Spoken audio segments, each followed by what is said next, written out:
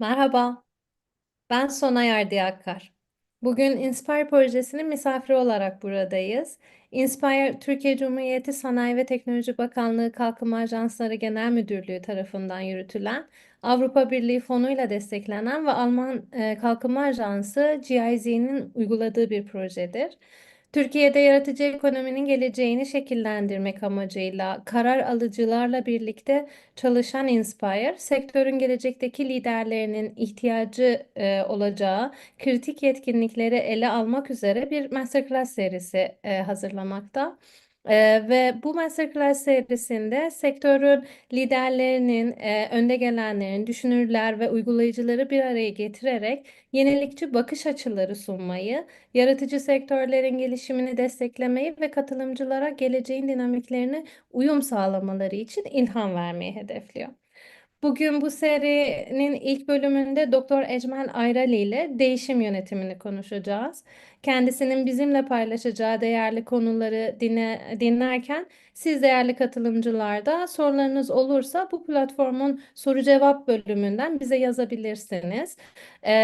Dinlerken sorulardan ilham alarak programın ikinci bölümünde onların cevaplarını birlikte konuşuyor olacağız Ecmel Bey ile.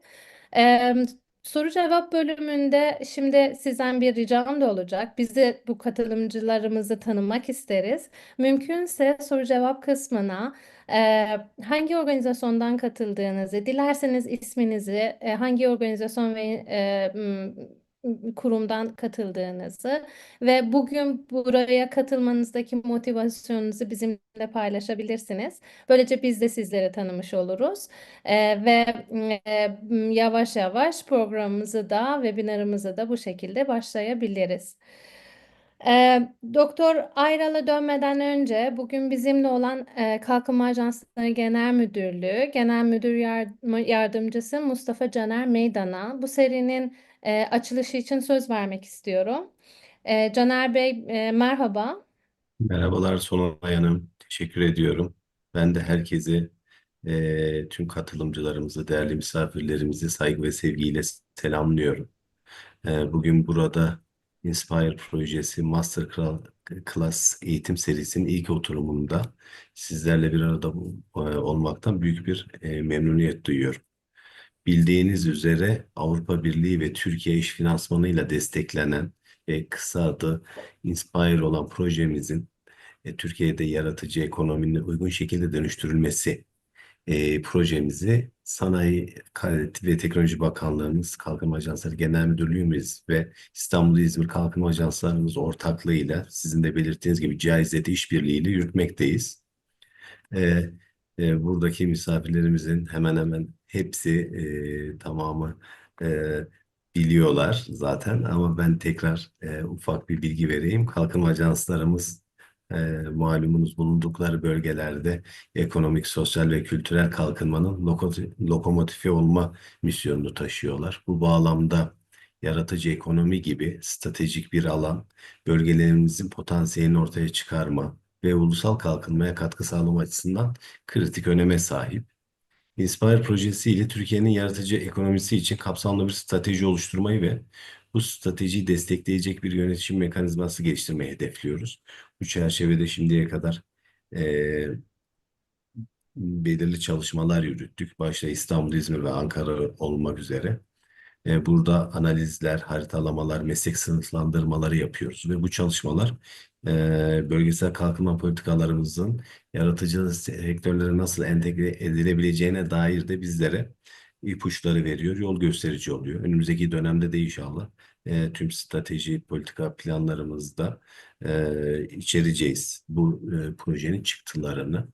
Bugünkü oturumumuz projenin kapasite geliştirme bileşeninin bir parçası olarak yaratıcı ekonomiye katkı sunan girişimciler, kültür sektörü temsilcileri, politika yapıcılar ve yatırımcılar için değerli bir öğrenme ve işbirliği platformu sağlamaya amaçlamakta.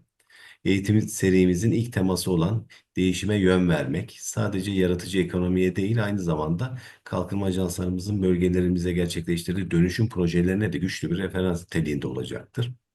Bölgesel kalkınmayı desteklemek, yerel potansiyelleri açığa çıkarmak ve Türkiye'nin yaratıcı ekonomisini uluslararası alanda daha güçlü bir konuma taşımak için çalışmaya devam edeceğiz. İnşallah yerel kalkınma hamlesi mottomuz var, onu gerçekleştireceğiz. Yaratıcı ekonomilerde bunun çok kıymetli, önemli bir alt başlığı. Kalkınma ajanslarımızın bu süreçteki öncü rolü sizlerin katkıları ve işbirliğiyle daha da güçlenecek.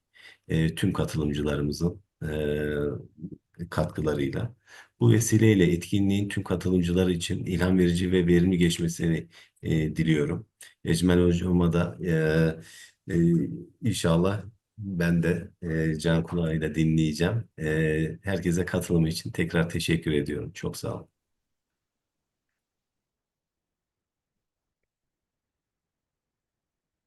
Sonay Hanım ses. Evet, evet, pardon. Ben de teşekkür ederim Caner Bey. Proje gerçekten çok değerli. Ben de kendi adıma bir yaratıcı sektörün bir parçası olarak da teşekkür etmek isterim böyle bir projeye e, yol açtığınız için. Çıktılarını heyecanla bekliyoruz, hayata geçmesini heyecanla bekliyoruz. Bir yandan da soru cevap kısmına yazılar geliyor. Teşekkür ederiz. Bizim için keyifli olur. Hani şu an bizi dinleyenleri de tanımak. O yüzden bir yandan ben de Ecmel Hocam da bakmaya devam edeceğiz. Kendinizi tanıttığınız bu soru cevap kısmında. Evet, bugünün özel konuğuna dönüyorum. Doktor Ecmel Ayran. Kariyeri boyunca akademik ve profesyonel alanları bir arada yürütmüş, varlık yönetimi, gayrimenkul geliştirme ve eğitim alanlarında yerel ve uluslararası girişimlerde bulunmuştur kendisi. Boğaziçi ve İstanbul Bilgi Üniversitesi'nde uzun yıllar dersler vermiş. Bilgi Üniversitesi'nde mütevelli heyeti vekil başkanı ve Lorient International Türkiye CEO'su olarak görev yapmıştır. Öğrenme ve gelişimi yaşam amacı olarak gören Doktor Ayral, Unlearn Academy, Polyversity ve Tobeto gibi eğitim odaklı girişimlerin de kurucularındandır. Aynı zamanda Advancity ve Konda'da yönetim kurulu üyesi olarak görev yapmakta ve HBR Türkiye YouTube yayınlarında moderatörlük, Forbes Türkiye'de ise köşe yazarlığı yapmaktadır. Ecmel Hocam, özetlemeye çalışsam da saymakla bitmiyor. Aslında sizden dinlesek, profesyonel yolculuğunuzdan ve bugünün konusu olan değişim yönetimine nasıl yollarınızın kesiştiğinden bahseder misiniz bizim için? Memnuniyetle. Öncelikle e, herkese tekrar merhaba. Burada olmaktan çok memnunum. Hem bakanlığımızın ve kalkınma ajanslarının bu projelerinde sadece bunda değil başka projelerde de birlikte çalışıyoruz. Ne kadar sahiden ülkemiz için katma değer üretebildiğini bu projelerin görüyorum. Ve içlerinde bulunmaktan da çok memnunum. Sonay Hanım'ın dediği gibi işte ömür uzadıkça ömrün içine farklı faaliyetler giriyor. Değişiklik insanın hem kendi içinde hem etrafında gözlemlediği, bazen tetiklediği, bazen maruz kaldığı bir şey. Ve onu yönetmek çok da doğru bir kelime değil belki. Onunla birlikte yaşamayı başarmak, bazen etkilemek çok önemli. E, Bir iki tane hani bugün ne yapmak istiyorum ondan bahsetmek isterim. Hep yaratıcı endüstrilerden bahsediyoruz ama aslında bütün endüstriler artık bir kültür endüstrisine dönüşmüş durumda. Onu birazdan örnekleriyle anlatacağım size. Yani bu kültür endüstrisidir, yaratıcı endüstridir. Bu değildir diye bir şey söylemek mümkün değil. Tarımla da uğraşıyorsak bu bir yenilikçi, yaratıcı endüstri olma potansiyeline sahip ve zaten öyle değilse ürettiği katma değer düşük oluyor. Onun için burada bir bundan bahsetmek isterim öncelikle. İkincisi bu oturumun neticesinde sizin aklınızda cevaplar kalmasından ziyade aklınıza yeni sorular düşürmek benim hedefim. Umarım başarırım. Onları da sizden oturumun sonunda da duymayı çok isterim aklınıza takılanları. Ama ben size sahiden daha ziyade ya bir dakika evet buna bir de böyle baksak dedirtebilirsem bu bir saati çok verimli harcamış oluruz hep birlikte diyeyim. Sizin sorularınızı göremeyeceğim ben ama Sonay Hanım görüyor olacak. Onları bana yönlendirebilir. Ee, evet, herkese katılımları için teşekkür ediyorum. Sunumuma geçiyorum. Bakalım becerebilecek miyim? Ee, Bakarız hocam. evet. Evet, şu an sunumumuzu görüyoruz ve Şöyle de presentation bakayım. moduna geçebilirsiniz. Teşekkürler. Bir de tabii bu sunum proje standartları dolayısıyla İngilizce bir sunum ama Türkçe yapacağız. Türkçesi de bunun var ve sizinle de bütün katılımcılarla da sonra da YouTube kanalında da paylaşacağız. Onu da söylemiş olayım. Şimdi ben aslında birazcık hani nelerden bahsedeceğiz? Önce bir dünya nereye gidiyor, neler oluyor? İçinde yaşıyoruz zaten. Sonra bunu açıklamak için benim elverişli bulduğum bir teori, bir yaklaşım var, kaos teorisi. Biraz ondan bahsetmek istiyorum. Sonra paradigma değişiklikleri diye tarif ettiğimiz bu değişimlere birazcık değineceğim. Çünkü aslında bizi rahatsız eden ya da endişeye sevk eden şey değişimin kendisi değil. O değişimin olduğu ya da olacağı zaman bizim orada ne yapacağımızı bilmiyor olmamız aslında problem. Yoksa değişimin kendisinde bir problem yok. Sonra peki o zaman bu paradigma değişiklikleri sonrasında liderlikten de bahsediyoruz. Bu nasıl bir liderlik gerektiriyor? Lazım mı sahiden bu liderlik ve nasıl bir liderlik? Sonra 21. yüzyılda bizim insan olarak yani makrodan mikroya doğru gideceğiz. Hangi yetkinliklere sahip olmamız lazım? Bir de hayata nasıl bakalım diye bir şeyle kapatacağım. Şimdi biraz şöyle dünyaya bakalım diye böyle yani cesaret ederek bakmak durumundayız dünyaya. Çünkü sahiden olumlu şeyler, olumsuz şeyler hepsi bir arada gidiyor. Küreselleşme tabii ki çok hızla devam etmekte geçtiğimiz son 200 yılda ama dijitalleşmenin etkisiyle bu artık giderek öyle olmaya başladı. İşler, işbirlikleri, rekabet her şey küresel. Tabii küresel ısınmanın kendisi bütün dünyayı etkiliyor. Her tarafta çatışmalar, çarpışmalar var. Hem iklimle ilgili henüz yaşamadığımız ama şu anda dünyadaki bu çatışmalar, çarpışmalar dolayısıyla ve ekonomik problemler dolayısıyla göçün arttığı bir dünyadayız ve çalışma şeklimiz de değişiyor. Yani hani böyle bir tablo önümüze koyduğumuz zaman iyi ya da kötü demeyeceğim bunu ama önümüze yeni fırsatlar ve tehditler çıkaran bir tabloyla karşı karşıyayız. Şimdi bununla ne yapacağız? Ama bunu anlatırken de bu giderek bize daha sabit gözükenden değişken, bulanık gözükene doğru giderken hani sözel değil ama görsel olarak bu akışı tarif eden Pablo Picasso'nun bir artistik kronolojisini sizle paylaşmak istiyorum. Nereden nereye doğru evrilmiş? Buradan çıkaracağımız bir şey var mı acaba?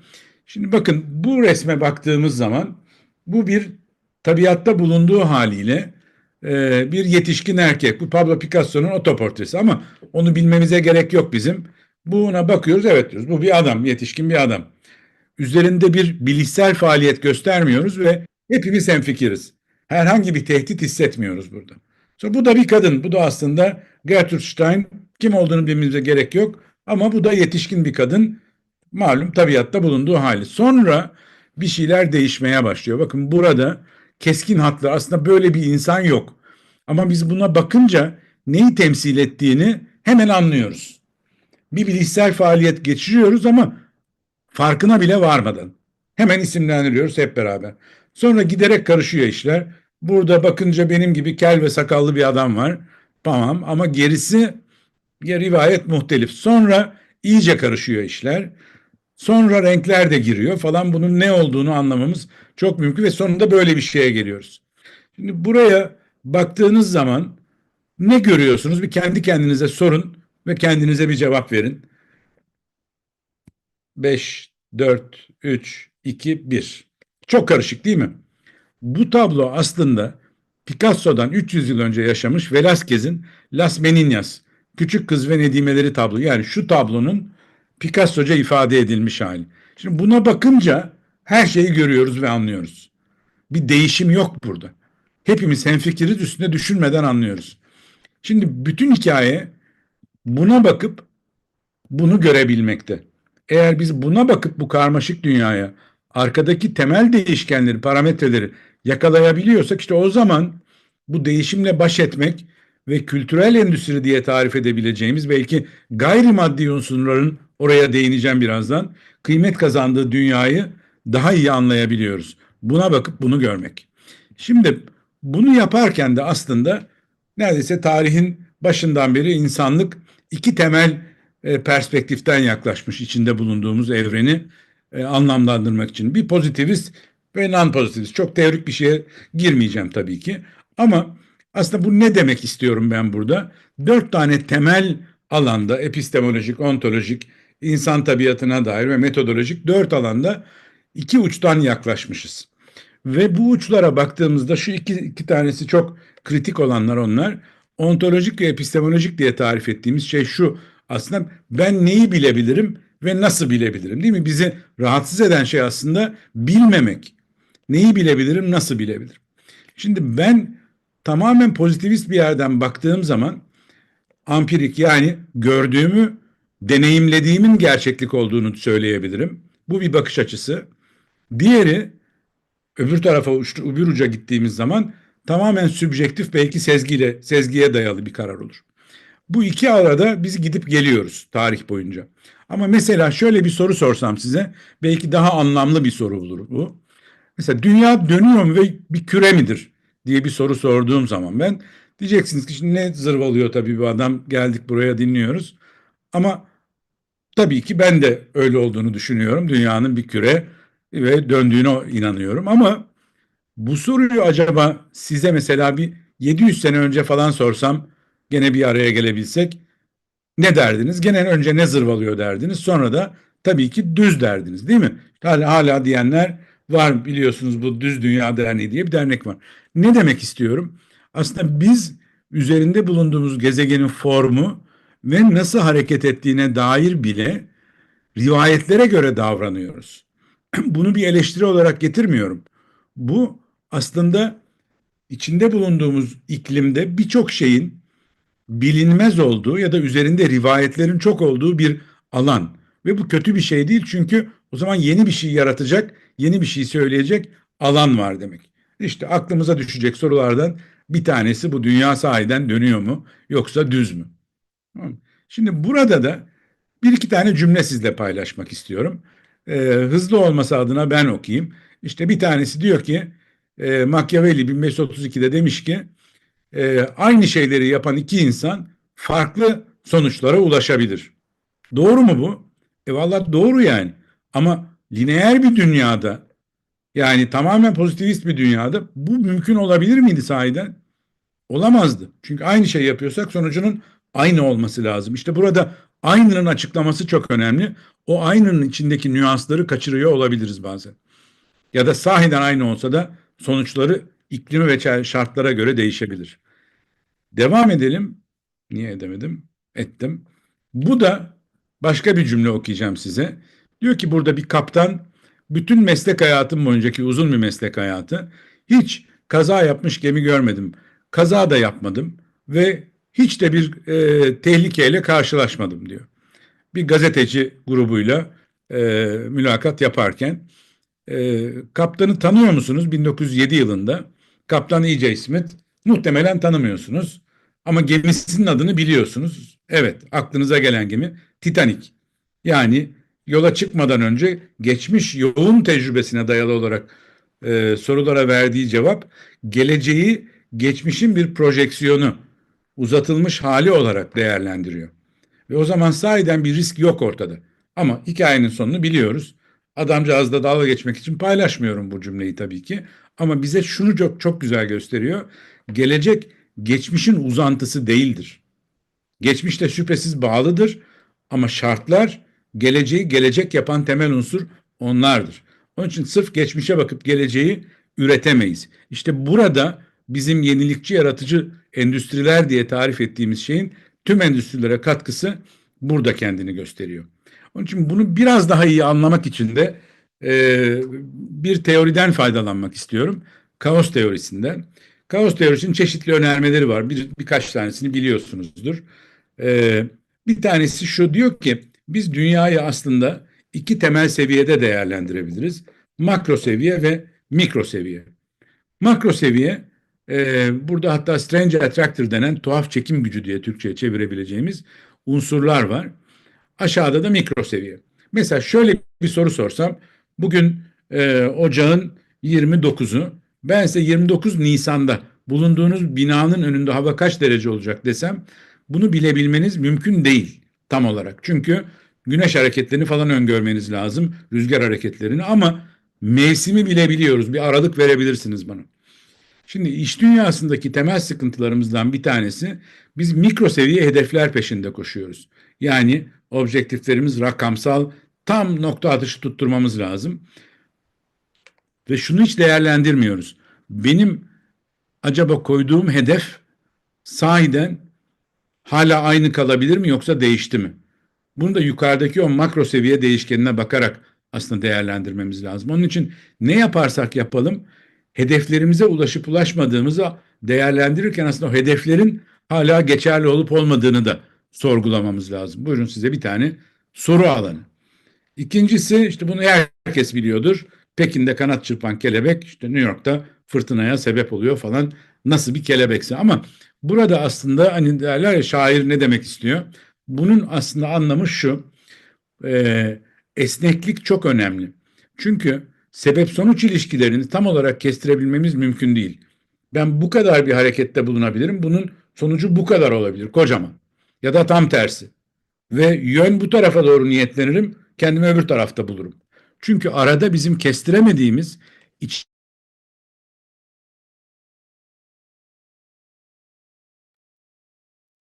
Ecmen hocamın sanırım internette bir bağlantı problemi oldu. Fragility diye tarif edilen, buna kırılganlık eksikliği diye de tanımlayabiliriz bunu. Ben mukavim olma hali diyorum buna.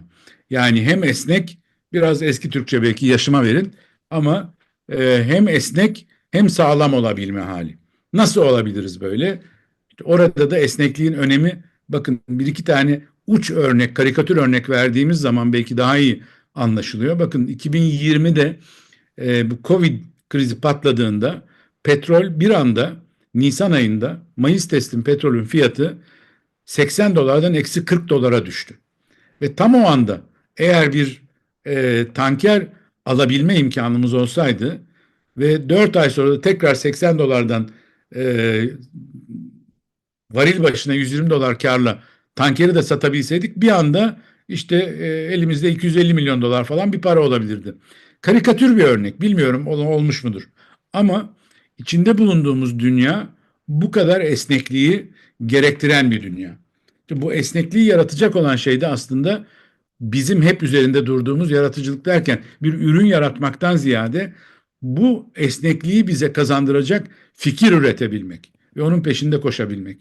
Burada da sistemlere bakabilmek çok önemli. Yani neyin neyi etkilediğini anlayabilmek için sistem teorisine de bakmak lazım. Bu da şu: herhangi bir e, önümüzdeki probleme baktığımızda, sebep sonuç ilişkilerini çok lineer gördüğümüzde önemli unsurları yitiriyoruz. Mesela benim çok kullandığım bir örnek bu. 1958 yılında Çin'de büyük bir kıtlık oluyor. Ve Mao, o götürüyorlar kıtlığın, işte anlatıyorlar ne durumda olduğunu ülkenin. Açlık var, kıtlık var. Diyor ki neden oluyor bu? Bizim mahsulüm, diyor ki mahsulleri serçeler yiyor. Süper. O zaman derhal serçeleri öldürelim ve kıtlık sona ersin. Yapıyorlar. Bakın burada gördüğünüz resimde köylüler serçe avlamış, belediyeye götürüyor. Oradan para alacaklar. Bir iki ay durum düzelir gibi oluyor. Fakat sonra şöyle bir şey oluyor: serçeler aslında çekirgeleri yiyorlar.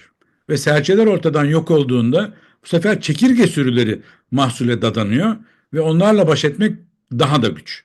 Daha büyük bir açlık geliyor. Sonunda o dönemdeki Sovyetler Birliği'nden serçe ithal etmek zorunda kalıyorlar. Yani problemlerin çözümlerine baktığımız zaman aklımıza ilk gelen cevap aslında bizi yanlış yere götüren bir cevap olabilir. Kırılganlık eksikliği ya da esneklik, mukavim olma hali, bu sistemin içindeki sebep sonuç ilişkilerini sorgulamaktan geçiyor. Başka bir unsur gene homeostasis denen bir kavram. Kaos teorisinin bize önermelerini sunarken dikkatimizi çektiği bir alan. Diyor ki herhangi bir şey bizim denge noktası diye tarif ettiğimiz noktadan hareket ettiğinde, mesela şu sarkaçı çekip bıraktığımızda biz ne yapacak? Gidecek, gelecek, gidecek. Sonra nerede duracak bu? Dik. Değil mi? Niye? Çünkü yer çekimi var. Çok güzel. Fakat biz bunu alıp sosyal fenomenlere, iş hayatına yansıttığımız zaman çok yanlış bir metafor kullanıyoruz. Çünkü orada yer çekimi yok. Bir şey değiştiği zaman onun tekrar nerede duracağını kestirebilmemiz çok mümkün değil. Özellikle büyük krizler sonrası. Covid'e bakın mesela. İşte şu anda bizim bunu 5 sene önce böyle bir toplantı yapıyor olsaydık bunu yapmak aklımıza gelmeyecekti. Bu ikincil bir çözüm olarak ortaya çıkacaktı. Ama denge değişti. Şimdi o zaman buna yönelik bütün ürünlerin de birazdan göstereceğim değişmesi lazım. İşte bu bizi VUCA diye tarif ettiğimiz böyle koca kavramların üzerinden hoplaya zıplaya biraz gidiyorum ama bu şunu özellikle yapıyorum. Aklınıza sorular düşürmek, buradan sizden sorular tetiklemek için yapıyorum. Duymuşsunuzdur belki bu VUCA denen bir kavram var. İngilizcesi volatility, uncertainty, complexity, ambiguity. Yani oynaklık, belirsizlik, karmaşıklık ve bulanıklık. Bunlardan üç tanesiyle baş etmeyi biz biliyoruz. Oynaklık yani dövizin fiyatı ne olur? İşte altının fiyatı ne olur? Bunu biz baş etmeyi beceriyoruz. Bunu hedge edebiliriz. Portfolyo yaparız falan. Sigortalarız, hallederiz. Belirsizlik ve karmaşıklıkta bilgi topluyoruz. Bilgi toplayarak hallediyoruz. Bunlar bizim 20. yüzyıl boyunca ya da hatta ne diyelim aydınlanma sonrası, endüstriyelleşme sonrasında becerdiğimiz işler. Fakat beceremediğimiz bir tanesi var. Şu sol alttaki köşe o kutu. Orası ambiguity kutusu, bulanıklık kutusu. Orada neyi bilmediğimizi bilmiyoruz. Şimdi o zaman neyi bilmediğimi bilmiyorsam ben bilgi toplamamın bir anlamı yok. İşte buyurun size tasarım odaklı düşüncenin niçin ortaya çıktığı ve bu kadar popülerleştiği. Çünkü ancak orada ben deneyerek yani buradaki garibim zavallı okçu gibi gözleri bağlı ona demişler ki şu oku al yayında burada hedefi vur. Bilmiyor ki gözü kapalı. Ne yapabilir? Ucuz ve küçük oklardan her yere atabilir. Nereden ses geliyorsa oraya tekrar ok atmaya devam edebilir ya da dönüp arkasını kaçabilir. Şimdi onun için burada bu bahsettiğimiz VUCA'yla özellikle sizlerin yaratıcı endüstri diye tarif ettiğimiz alandan gelen insanların kullandığı metotların neden var olduğunu burada görebilmeniz mümkün. Onun için kocaman planlar yapıp yürüyebilmek yerine değişiklikle baş etmek için tek çaremiz veri üretmemiz lazım. Var olmayan veriyi üretmemiz lazım ki bilgi alabilelim. O veriyi üretmek için de hareket etmemiz lazım. Harekete geri bildirimle ancak veri ürüyor. Aksi takdirde yeni bir fikre veri bulamazsınız. Çünkü yoktur. Hareket edip üretmeniz lazım. İşte burada da VUCA'nın yanında bir tane daha böyle malum İngilizce'de baş harflerden oluşan akronimler çok popüler. Bu da VUCA'nın devamında gelen BANI diye tarif ettiğimiz bir akronim. İşte brittle, anxious, nonlinear, incomprehensible. Türkçe konuşalım. Burada aslında diyoruz ki ya biz kırılgan hissediyoruz kendimizi bu değişiklikler karşılığında. Değil mi? Bütün mukavemetimiz düşüyor. Çünkü nerede olduğumuzu kestiremiyoruz, endişe ediyoruz. İkincisi, kaygı duyuyoruz. Bu kaygıyı aşabilmek için aslında etraftakilerin ne düşündüğünü, etraftaki verilerin ne olduğunu, ne hissettiklerini ve insan olmayan unsurların yani teknoloji vesaire ve benzeri unsurların ne olduğundan verilerden haberdar olmamız lazım. Bu kaygıdan kurtulmak için. Üçüncüsü doğrusal olmayan değişikliklerin önümüzdeki dönemde daha da artacağından haberdar olmamız lazım. Onun için adaptasyon becerisi ve gücü yani gene esnek ve mukavim olabilmek burada çok önemli. Buna da başka bir kelime bulursanız çok da memnun olurum. Çünkü mukavimin içinde esneklik var. Ama yeni kuşakların çok haberdar olmadığını gördüğüm bir kelime. Kelime öneriniz varsa çok seviniriz. Ve sonuncusu anlaşılmazlık. Anlaşılmaz çünkü daha önce görmedik. Hangi veriye ihtiyacımız olmadığını bilmiyoruz. Orada da sezgi devreye giriyor. Yani bizim aslında çoğunlukla pozitivist yaklaşım diye tarif ettiğimiz yerde bir tarafa bıraktığımız içimizdeki sezgi. O sezgi bize yol gösteriyor. Fakat sezgiyi denetlememiz lazım. Sahiden öyle mi diye. Aksi takdirde sabit fikire dönüşüyor. Benim sezgim doğrudur dediğini ve başarı bu anlamda çok tehlikeli bir şey. Çünkü o başarı sizin sezginizin yanılmaz olduğunu size inandırabilir sizi ve liderlik pozisyonunda olduğunuz zaman da etrafınızdakilerin de size inandığını ve güvendiğini düşünürsek eğer hep beraber bir felaketin içine yol alabiliriz. Onun için buradaki dördü aslında birlikte çalışıyor diyelim, devam edelim. Şimdi peki böyle bir dünyada şirketler nasıl hayatta kalacak? Sizin girişimlerinizde, tüm kurumlar, organizasyonlar.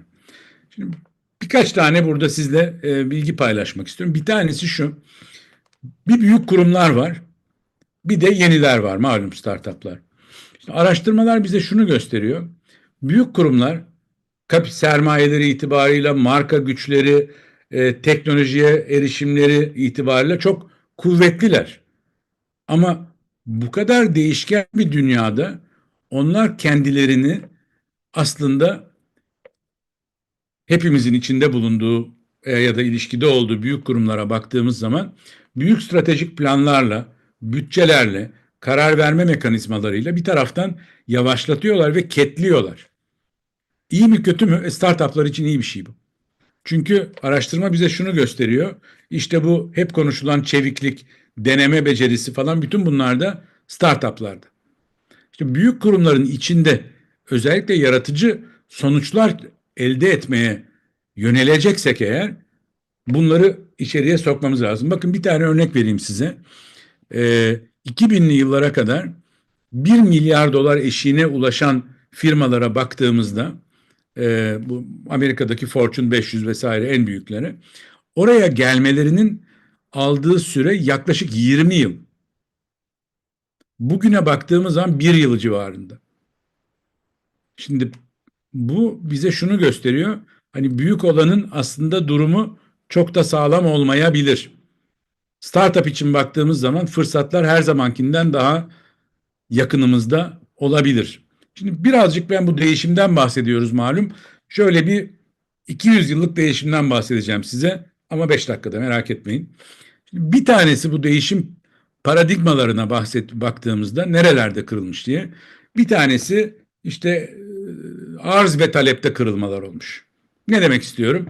Şöyle bir 150 sene geriye gittiğimiz zaman arz giderek e, küçükten büyüğe gitmiş. Yani tek tek üretilen ürünlerden malum endüstriyelleşme sonrasında seri üretime geçilmiş. Enerji var, teknoloji var, seri üretim falan. Fordizm işte burada ortaya çıkıyor. Ölçekler büyümüş. Ama başlangıçta bu ölçek büyümesine rağmen çeşitlilik azmış. Hatta Henry Ford'un meşhur lafı var. Biliyorsunuzdur belki. Ne renk araba istersen iste yeter ki siyah olsun diyor. Çünkü öbürünü yapabilmek çok mümkün değil. Ama bugüne baktığımızda geçen gün bir otomobil fabrikasıyla görüşüyorduk. Herhalde aynı marka, aynı model herhalde 10 binin üzerinde kombinasyon çıkabiliyor ortaya. Çeşitlilik had safhada. Ve üçüncüsü yeni ürün bölü zaman. Bu özellikle gene yenilik, yaratıcılık alakalı arkadaşlarımız için çok önemli. Bakın ben işletme okurken hocalarımızın söylediği bir tamlama vardı. Bir ürünün ekonomik ömrü. Değil mi? Nedir bu? Bir ürünün tamiri yenisinin fiyatının üzerine çıktığı zaman ömrü bitmiştir. Değil mi? Çok net, açık. Ama bugüne bakıyoruz. Bugün öyle bir şey yok. Bir ürünün ömrü ne zaman bitiyor tüketici için? İşte bunun yenisi çıkınca yenisini almak istiyoruz. Paramız varsa alıyoruz. Yoksa istiyoruz ama. Demek ki talebimiz yönleniyor. Şimdi böyle bir dünya yani küçük, basit ve yavaş bir dünyadan biz büyük, karmaşık ve hızlı bir dünyaya yani kaotik bir dünyaya geçiyoruz. Onun için kaos teorisinin önermeleri burada işe yarıyor. İkinci kırılma bundan da kaynaklanıyor. Örgütleri, organizasyonları, şirketleri başarıya götüren unsurlar nelermiş diye baktığımızda modern zamanlar diye tarif ettiğimiz Charlie Chaplin'in meşhur filmi vardır Modern Zamanlar. İzlemeyen varsa aranızda izlemenizi öneririm. Yani bütün bu anlatacaklarımı ses olmadan anlatıyor sahiden. Şimdi şu 20. yüzyıl şirketleri ölçek büyüklüğü, bu büyük ölçeği yönetmek için hiyerarşi, iş bölümü hepsini kontrol eden bir sistemle büyümüşler ve hayatta kalmışlar. Bugüne baktığımız zaman postmodern zamanlar diye tarif ettiğimiz zamanlara bunların etkisi yoktur diyemiyorum. Ama bunlar bazen tam tersi negatif katkıda bulunabiliyorlar şirketlere. Çünkü şu 4 tane unsur çıkıyor araştırma sonucunda. Hız, esneklik, işte bir araya geldiği zaman bu meşhur tabir agility, çeviklik, entegrasyon, bir aradalık ve yenilikçilik. Bu 4 tanesi. Şimdi bu soldaki 4 önemsiz değil.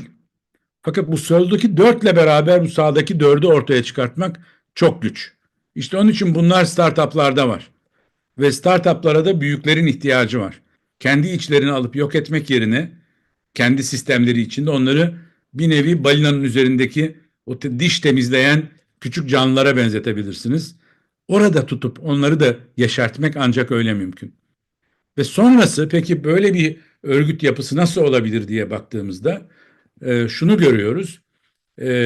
Yekpare büyük örgüt yapılarından, işte mesela bu hiyerarşik kocaman dik yapılardan, şu gördüğünüz soldaki Flatiron Building, Manhattan'a giden varsa aranızda bilir, 20. yüzyılın çok önemli bir iş merkezi, iş binasıdır.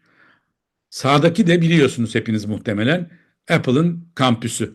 Binada demiyoruz. Şimdi bu ikisi arasındaki mimari fark aslında bizim iş yapış şeklimizin de farkını gösteriyor. Soldan sağa geçtik çünkü bizim yukarıdan aşağıya bu yeşil damlacıkta olduğu gibi salkım saçak örgüt yapılarımız aslında değişime kapalı. Onun için networklere dönmemiz lazım. Ve giderek çalışan kurum ilişkisi e, dönüşmekte. Çünkü bu soldaki damlacıkta bir değişiklik yapmak istediğiniz zaman o kutulardan birini çektiğinizde o çıta düşüyor. Yapamıyoruz. Hepsini birden düşünmek lazım. Ama network organizasyon diye tarif ettiğimiz ağ yapılara baktığımız zaman bunlar sürekli olarak eklemeler ve çıkarmalarla form değiştirebiliyorlar. İşte büyük yapılara, Apple'a baktığınız zaman şu anda mesela çok tipik bir, hem mimari yapısından da belli hem kendi örgüt yapısından da belli bir ağ örgüttür. Ve şunu söyleyeyim, mesela giderek bağımsız çalışan freelancer, hangi gözlükle baktığınıza bağlı değişir tabii ki bu. Ama gene istatistiklere bakınca Amerika istatistikleri çok çarpıcı. E, Toplam iş gücü içinde bağımsız çalışan oranı ne kadar biliyor musunuz? %36. 2027'de %50'nin üzerine çıkması bekleniyor. Çünkü şirketlerin şu an diyelim ki X becerisine sahip 10 kişiye ihtiyacı var. 3 ay sonra X becerisine sahip 7 kişi, Y becerisine sahip 12 kişi lazım. Bu bizim başımıza geldiği için çok açıklıkla söylüyorum, başka bir kalkınma ajansı projesinde. Değişiyor ihtiyaçlar. Şimdi o zaman tek çare, içeridekileri herkese her alanda eğitebilmek mümkün olmadığına göre giderek değişken bir yetenek havuzundan o yeteneklerle e, dönemsel olarak çalışmak. Yeteneğin de bir dönem oraya, bir dönem başka yere hizmetini ve yetkinliklerini sunabileceği altyapıların oluşturulabilmesi. İşte bu hem esnek hem verimli, yani mukavim bir örgüt yapısı çıkarıyor ortaya. Ve tabii bir unsur da şu: tangible'dan intangible, ben ona maddiden gayrimaddiye bir dönüşüm var. O da şu: e, şirketlerin toplam değerlerine baktığımız zaman, değerden kastım pazarda kaç para ediyor yani. Halka açık bir şirket. Şöyle bir şey görüyoruz 2000'lere kadar. Yaklaşık %80'i tangible, maddi unsurlar. Yani binalar, makineler, ekipmanlar falan filan, araç, alet, edevat. %20'si gayrimaddiler. Yani sonunda gayrimaddinin dayandığı yer insan sermayesi, birlikte nasıl çalıştığımız örgütsel, organizasyonel sermaye ve bilgi sermaye, information capital, malumat sermayesi diyorum ben ona. Çünkü enformasyonun Türkçesi bilgi değil, malumat aslında. Şimdi bunlar bir araya geldiği zaman gayrimaddi kıymeti oluşturuyor. 2000'lere kadar %80'i maddi, %20'si gayrimaddi iken 2010'lara geldiğimizde bu tepe taklak olmuş vaziyette. Hatta şimdi bir iki örnek vereceğim. Neredeyse %100'ünün gayrimaddi olduğu şirketler çıkıyor ortaya. İşte gene burada yaratıcı endüstriler çok önem kazanıyor. Çünkü fark yaratmak için kocaman bir sermaye birikimine ihtiyacınız olmayabiliyor. İşte mesela burada size bir küçük video göstereceğim. Şu anda duvarda ve masada olan şeylere bakın. Sonra onların başına neler geldiğini de hep birlikte zaten yaşıyoruz. Bakın bir sürü şey var burada. Hepsi gidiyor şimdi yavaş yavaş. Hop telefon, bu gözlük kaldı. Bu gözlükten de aldım bir tane. Şimdi böyle bir dünyaya gidiyoruz. Önemli olan bu fikri ortaya atabilmek. Bakın mesela gene örnekler vereceğim size. Airbnb ve Starwood örnekleri. Starwood dünyanın en büyük otel zinciri ya da ikincisi. 1270'ten fazla büyük binası var. Bina dediysek bina yani sahip. Ve toplam piyasa değeri 6,90 milyar dolar. Bu ayın değeri. Airbnb'ye bakıyoruz. Konaklamadan bahsediyoruz madem. Hiçbir binası yok. 85 milyar dolar. Şimdi bunu benim kuşağım gördüğü zaman diyor ki ya iyi de birinin içi boş. İçi boş değil. İçindeki değer gayrimaddi değer. Görmüyoruz. Ama mesela daha az riskli bu. Çünkü büyüdüğü zaman çok hızla büyüyor. Öbürü 50 milyon dolar 50 milyon dolar ve 3 yıl ancak büyüyebilir. Diğeri çok hızla büyüyebilir. Küçülürken daha da çarpıcı. Bir tanesinin küçülmesi diye bir şey söz konusu değil.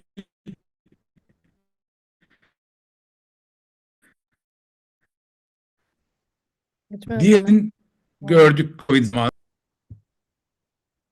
Hocam internet bağlantınız çok az gitti ama sanırım şu an bizimlesiniz. Buradayım geldim. Tamam. Bir önceki örneği duydunuz herhalde. Uber ve Hertz'e benzer bir Evet. örnek aslında karşımıza çıkarıyor. 350 bin aracı var birinin, öbürünün hiç yok. Bir tanesi 1 milyar doların altında, öbürü 178 milyar dolar. Şimdi 2000'den sonra neler değişmiş özellikle göstermek istiyorum. Bakın 2004'te dünyanın en büyük şirketlerine bakın. İlk 5'te bir tek Microsoft var, bizim gayrimaddici diye bildiğimiz. 2024'e geldiğimizde Aramco hariç, o da yeni açıldı halka. Gerisinin hepsi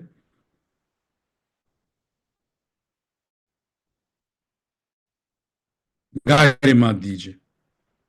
Bakın şu Nvidia'nın başına gelenler, maalesef yani sunumu 2-3 gün önce hazırladığım için içinde DeepSeek yok. Çinliler. Ama o da aslında birbirlerini bunlar şüphesiz rekabet içinde yeniyorlar. Ama temelinde hepsinin gayrimaddi unsurlar var. Tesla örneği vermek istiyorum size. Gene maddi, gayrimaddi ve yenilikçi kültür ürünü olarak Tesla'dan bahsetmek istiyorum. Otomobil olarak değil. Bakın 2018'de üçüncü olmuş. 100 yılları geçip 62 milyar dolarla. Süper bir başarı değil mi? En büyük Toyota. 195 milyar dolar değeri var. Şimdi bakın Tesla 62'den 6 senede 7 senede 1,02 trilyona çıkmış. Bütün endüstriyi topluyorsunuz. Bir tane Tesla etmiyor. Ve tuhaf olan bir şey daha var. Bakın burada gelire baktığımız zaman aradaki gayrimaddi farkı göstermek için bu tabloları hazırladım size. Bakın en yüksek otomobil geliri 354 milyarla Volkswagen'ın. Sonra Toyota geliyor. Tesla ta 10. 97 milyar dolar geliri var. Değerlemeye bakıyoruz. Bakın Tesla en tepede 1 trilyon dolar değeri var. Volkswagen listede yok. Toyota ikinci, Geely'nin dört katı, değer itibariyle dörtte biri. Peki bu neden oluyor? Yani bu insanlar deli mi? Yani Musk çok popüler birisi ve ona yatırım değil. Burada nasıl tarif ettiğiniz önemli kendinizi. Maddi olarak ben otomobilim diye zaman diyeyim size. Toplam otomobil stoğunun satılmış hurdaya çıkmamış. Eş zamanlı olarak yolda olanlarının oranı ne kadar biliyor musunuz? %7 sadece. 93'ü yatıyor. Şu anda benim arabamda yattığı gibi. Hepimizin de. Ama Tesla özellikle bu otonom, şimdi artık fabrika çıkışında da otonom olmaya başlamış. Sabah gördüm. Tesla otomobilciyim demiyor kendisine hiçbir zaman. Gidip okuyun kendini nasıl tarif ettiğini. Dünyadaki enerjinin iyi kullanımı için bir araç olarak görüyor kendini. Hedef olarak koyduğu şey. Tamamen gayrimaddi bir hedef. Şu kadar araba satarım demiyor. Otomobil bahane. Yatırımcı olabilirsiniz, çalışan olabilirsiniz. Ne sattığınızı ve neyi vaat ettiğinizi tekrar tekrar sorgulamak lazım. Şimdi buradan da talep tarafına geçelim biraz. Burada da neden satın aldığımız da aslında değişiyor. Bakın biz İkinci Dünya Savaşı'nın e, sonrasında dünya bir bolluk dönemine girdi. Ne demek istiyorum bolluk dönemi derken? Toplam üretilen arzı olan yani ürün ve hizmetlerin toplamı bunlara olan talebin üzerine çıktı. O zaman pazarlama disiplini de tam orada başladı. Çünkü bizim ihtiyacımızın dışında satın almalar yapmamız gerekiyordu. O zaman ürüne maddi katkısının dışında bir gayrimaddi unsur katmak gerekiyordu. Yani bu Maslow'un hiyerarşisinde yukarıya satın aldığım ürünle ben kendimi gerçeklediğimi düşünebilmem lazım ki o ürün emtia olmaktan çıksın, yüksek kar getiren, ihtiyaca değil arzuya hitap eden, ürüne değil çözüme, gerçekliğe değil imaja dayanan bir şey haline gelsin. Bu hikayeyi biliyoruz. Bu yeni bir hikaye değil. Fakat bu hikaye giderek sonlanmaya ve zorlaşmaya başlıyor. İşte orada gene yaratıcı endüstri ve fikir önem kazanıyor. Çünkü bunun olabilmesi için çok temel bir şart var, ön şart var. O da şu, asimetrik enformasyon dağılımı lazım. Yani ben satıcı olarak sattığım ürün hakkında muhtemel tüketiciden daha fazla bilgi sahibi olmalıyım ki kandırayım demek istemiyorum. O ürünün etrafına bir aura öreyim ve inandırayım. İşte buna marka vaatleri diyoruz. Ama bugün o marka vaatleri yok oluyor. Çünkü ben şikayetim vara girince görüyorum. O televizyondaki reklamda anlatılanla gerçeklik arasındaki farkına varıyorum. İşte o zaman bu asimetrik enformasyon dağılımında sahiden talebe ulaşabilmek için gerçek olmak lazım. Ama o gerçeklik gayrimaddi bir gerçeklik. Yani ben vaat ettiğimi yerine getirebiliyor muyum? Çoğunlukla yaratıcı düşünce bir pazarlama düşüncesi olarak bir ürün etrafında aura üretmek için çıkıyor ortaya. Ama bu artık yetersiz. Ürünün sahiden vaadini yerine getirmesi lazım. Ve buradan da dijital dönüşüme geçmek istiyorum. Burada da endüstrilere biraz dokunalım. Böyle hoplaya zıplaya gidiyoruz ama dediğim gibi aklınızda hedefim benim soru bırakmak, cevap değil. Bir tane soru da şu. Bütün sektörler giderek bir dijital girdabın içine düşüyor. Vortex, digital vortex deniyor buna. Şimdi bütün işte teknolojinin kendisi bu VUCA yeni ortaya çıkabilecek olan iklim değişikliği, işte teknoloji, Covid benzeri şeyler falan hepsi bütün endüstrileri alıyor. Bir girdabın anaforun içine atıyor. Oradan başkalaşmış olarak çıkıyor. Finans endüstrisi. Giderek dijital bankacılık artıyor. Paranın kendisi. Eğitim şu anda yaptığımız şey. Bina sahiden şart mı? Şimdi böyle bir dünyanın içine giriyoruz. O zaman benim sahiden yaptığım iş daha önceden yaptığım şekliyle yapmaya devam edersem yerinde kalabilecek mi? Neyi değiştirmem lazım? Neden vazgeçebilirim? Vazgeçeceğim şey maddi unsurlar. Gayrimaddi de sürekli yenilik yapabilme şansım var. Çünkü var olandan vazgeçebiliyorum. Binam varsa ve finans kullandıysam o binadan vazgeçemem ben kolay kolay. Satacak kimseyi de bulamam çünkü alacak olanın da ihtiyacı yok. Bütün gayrimenkul sektörü şüphesiz böyle değil ama yani özellikle eğitim, finans gibi alanlara baktığımızda bunları görüyoruz. Onun için kullanmaktan hoşlandığım bir kelime değil yaratıcı endüstri ya da kültür endüstrisi. Çünkü tüm endüstriler artık kültür endüstrisi ve yaratıcı endüstri olmak zorunda. O zaman ne yapabiliriz? Burada üç tane unsur çıkıyor. Bir tanesi farkındalık. Bizim etrafta ne olup bittiğine dair veriye ihtiyacımız var. Aksi gibi veri yok. Dönüyoruz gözü kapalı okçunun durumuna. Bir şeyler denemem ve veri üretmem lazım. İşte A/B testleri gibi, ürün prototipleri gibi, işte tasarım odaklı düşünceye hakim olmak gibi becerilere sahip olmam lazım. Sonra bunlara dayalı senaryolar geliştirip o senaryoları denemem lazım ve bunları da çok hızlı yapmam lazım. Şu çemberi benim sürekli bunu döndürmem lazım. Aksi gibi bu durabilecek bir çember değil. Durduğunuz zaman düşüyorsunuz. Bisiklet gibi bir şey bu. Size çok rol düşüyor yani. İşte o zaman böyle bir dünyada da liderlikten bahsediyoruz. Şimdi liderlik çok e, örgütsel davranış alanının bütün işletme alanının aslında üzerinde durduğu bir konu. Çok güzel. Harika. Fakat şöyle bir durumdayız. Biz liderliği acaba 20. yüzyılda popülerleştiği dönemin liderliğiyle bugünkü liderliği karşılaştırdığımız zaman ne görüyoruz? Mesela bakın şu resme baktığınız zaman ne eksik? Cevap alamıyorum sizden ama hep beraber neyin eksik olduğunu görüyoruz. Şef yok değil mi burada? Yok. Bu orkestranın adı Spira Mirabilis. İstanbul'a geldiklerinde de gittim. Hatta sohbet etme imkanım da oldu aralarından birileriyle. Bunların şefi yok. Bunların bir merkezi de yok. Avrupa'nın çeşitli kentlerinde e, çalışan müzisyenler bunlar. Sonra bir araya gelip belli yerlerde provalar yapıyorlar ve bir uyum yakalıyorlar. Sonra bir araya gelip konser veriyorlar. Şimdi bu daha önce düşünülebilir bir şey değil. Yani bazen oda orkestrası oluyorlar, bazen kocaman bir senfoni orkestrası oluyorlar. Ölçek değişiyor, tür değişiyor ve lider yok. Şimdi bunları bir arada bir uyum içinde çalıştıran şey nedir diye baktığımızda şunu görüyoruz. Şimdi biraz buradan hop sert bir tarafa gidelim. İnsan kaynağı diye tarif ettiğimiz şeye. 20. yüzyılda insan aslında evet bir kaynak, bir kurum var. İnsanı kaynak olarak kullanıp oradan bir gelir üretiyor. Bugüne baktığımız zaman şunu görüyoruz. İnsanın yok oluşunu değil tam tersine rolünün arttığını görüyoruz. Form değişiyor, örgüt yapıları değişiyor falan ama aslında bireyler kurumların kaynaklarını kullanarak bir etki üretiyorlar.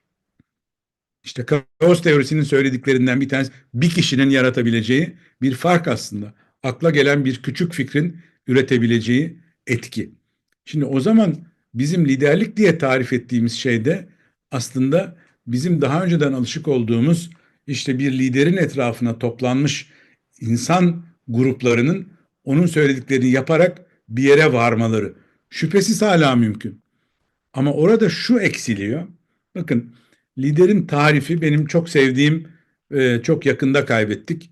Tanışma imkanım da olmuştu. Charles Handy, ne diyelim bir organizasyonel düşünür, işletme düşünürü desek çok ucuz bir tarif olacak.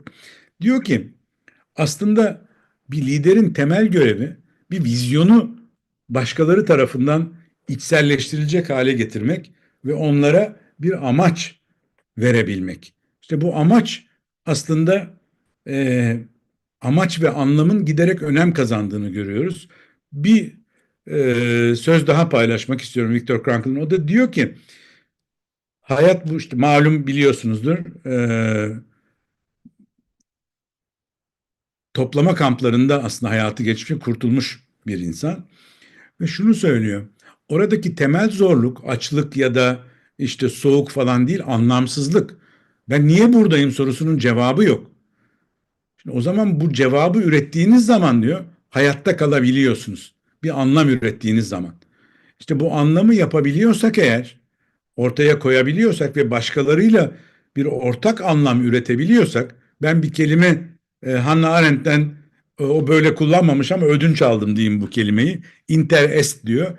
Bir anlam, ortak anlam üretebilme gücüne sahip kişi aslında lider diye tanımladığımız kişi. O anlamı e, yani sadece anlam ve amaç dediğimiz zaman eksik kalıyor. Burada şu anlamı oluşturan parçalara baktığımız zaman nelerdir diye araştırmalar bizi şunu gösteriyor. Bir tanesi başkaları için de kıymetli bir şey yapıyor olmanın anlamı. İkincisi burada bazen bu anlam bizim bir pozitif olma fetişine düşmeden yakalayabileceğimiz bir anlam. Yani kötülüklerin, tatsızlıkların da bir anlam yaratabileceği bir dünyanın içinde. Çünkü onlarla beraber varız yani. Her zaman iyi şeylerle karşılaşmıyoruz. Yani bir yoğun bakım hemşiresi olduğunuzu düşünün. Nasıl bir ortamda yaşadığınızı ve belki en anlamlı işlerden bir tanesi. Bazen peaklerin olduğunu söylüyor. Yani küçük krizler bu anlamı arttıran unsurlar. Hep beraber dün lazım olan bir sunumu hazırlıyoruz. Bunlarla karşılaştık. Her akşam olmamalı gayet tabii ama bu küçük krizler çok önemli. Hayatın bütününe dair bir etki yaratabiliyor muyum ben? İşte ben ne iş yapıyorum diye tarif ettiğim zaman civata üretiyorum ama bu civata gidecek, şurada kullanılacak. O da otomobil, bir mobilite sağlayacak. O mobilite insanı Şimdi demek ki ben bu aradaki zincirin farkındaysam bir anlam üretebiliyorum. Tabii başlangıçtaki unsurlarda giderek, yani o fiziki ve repetitif tekrar eden unsurlar giderek robotlara ne diyelim delege ediliyor. Hatta gayrimaddi unsurlar da robotlara delege ediliyor. Onun dışında kalan işler daha çok anlam üretebilmeye başlıyor bizim için. Ama burada da e, e, eski Yunan'dan gelen bir kavram var. Telos. Tam Türkçesi aslında burada Arapça nihayat denebiliyor ya da buna sadece bir anlam dememekte fayda var. Erek diye geçiyor. O da bir kelime ama gaye, ülkü, yani bizim çıktının ötesinde sahiden neye hizmet ettiğimizi bize hatırlatan bir şey bu telos. O zaman liderin de aslında başkaları için bir onları da hayal ettirecek bir iklim yaratabilmesi önemli. Sonra o iklimin ortaya bir tasarım koyması. Tasarım mutlaka fiziki bir tasarım olmak zorunda değil. Ama bir kurgu yaratılabilmesi, sonra da bunun teslim edilebilmesi. Hedefi, yani fonksiyonu liderin bu aslında. Ve nasıl yapacak bunu diye baktığımız zaman da şunlar çıkıyor. Bir tanesi on demand, istediğim zaman orada olsun. Çok ilginç. Mesela önümüzdeki dönemde e, e, yapay zeka koçları, yapay zeka ile koçluk verebilen yapılar çıkıyor ortaya. Ne kadar işe yarar kestiremiyorum şu anda ama benim anlam aramama, cevap verebilecek, anlamı bulmama imkan sağlayacak bir diyalog mekanizması. Ve bunun bana özel olması ve kapsayıcı olabilmesi çok önem kazanıyor.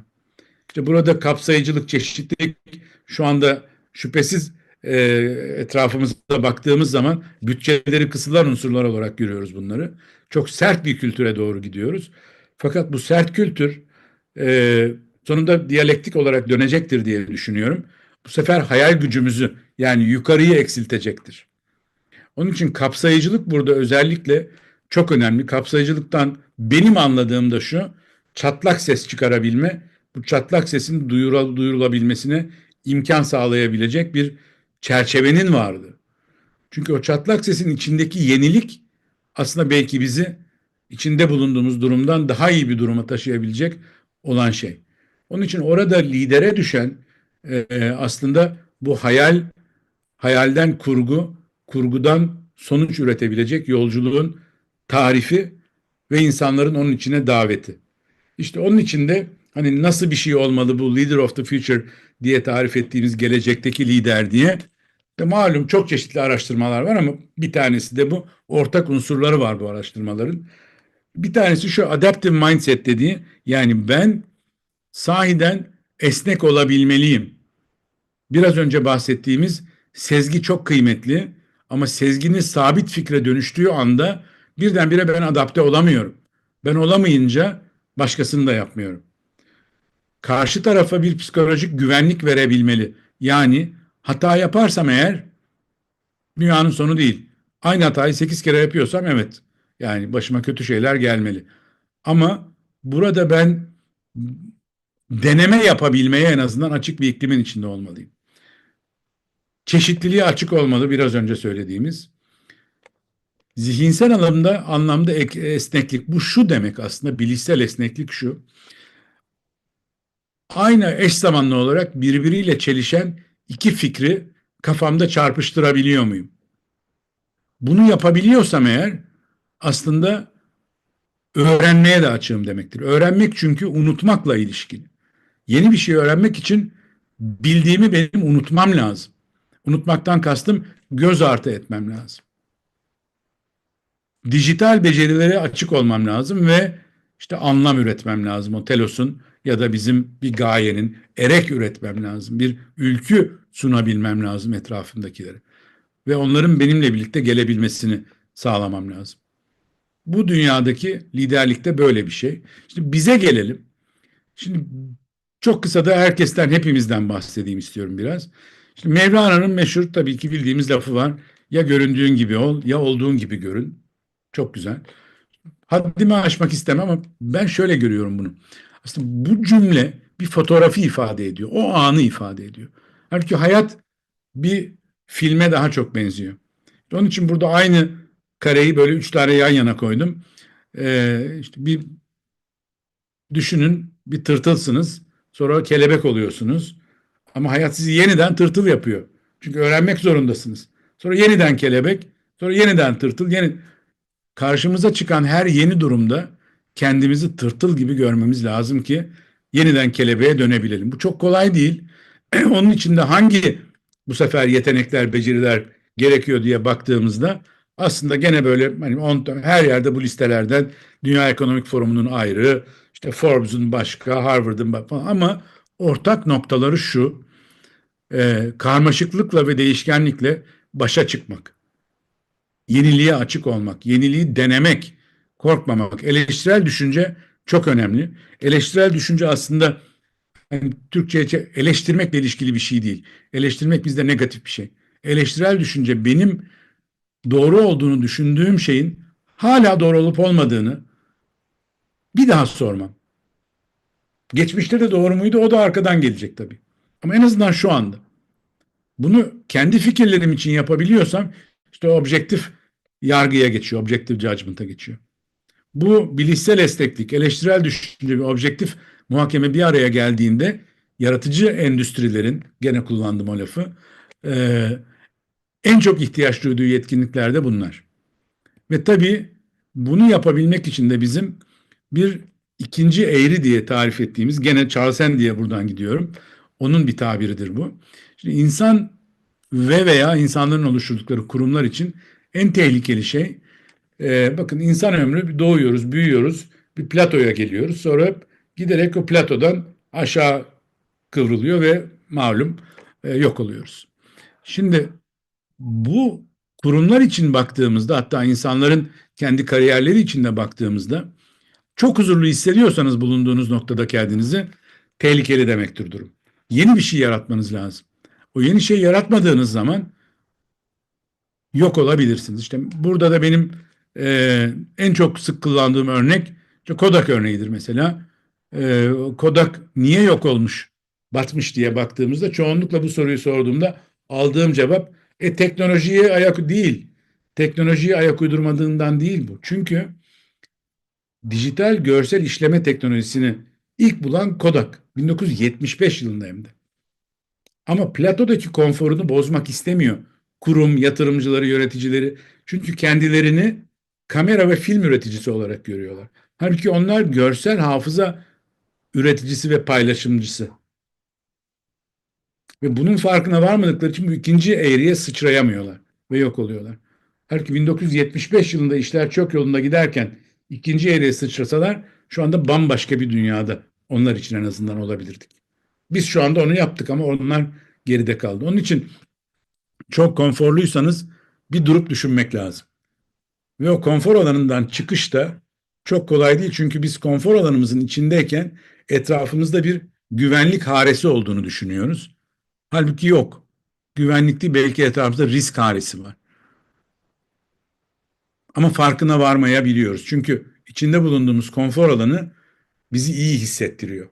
Konfordan kastım mutlaka bir lüks olması gerekmez. Alışkanlıkla alakalı. Doğru tabir belki de alışkanlık alanı, dairesi. O dairenin dışında güvence olsun istiyoruz. Çünkü orada kalalım istiyoruz. Çok güzel, sıcak orası. Ve hatta bu iki tane, üç tane çemberden bahsetmek lazım. Güvenlik, konfor ve bir de potansiyel alanımız. Bu üçü de çok sürekli oynuyorlar. İşte başlangıçtan beri anlattığım şey aslında bizim bunların arasında dans etmemiz gerektiği. Çünkü bunların örtüşme noktası da değişiyor. Onlar da hareket ediyorlar. Sabit kalamıyoruz yani. Çünkü kendimizi hem konfor alanımızdan çıkartmalı hem de iyi hissetmeliyiz. Orada da şöyle bir şey kullanıyorum ben, iki boyut. Ee, Karelerin içindekiler Türkçe, çünkü İngilizceye çevirdiğimiz zaman pek bir anlam ifade etmiyor. Bizim için anlamlı o tabirler.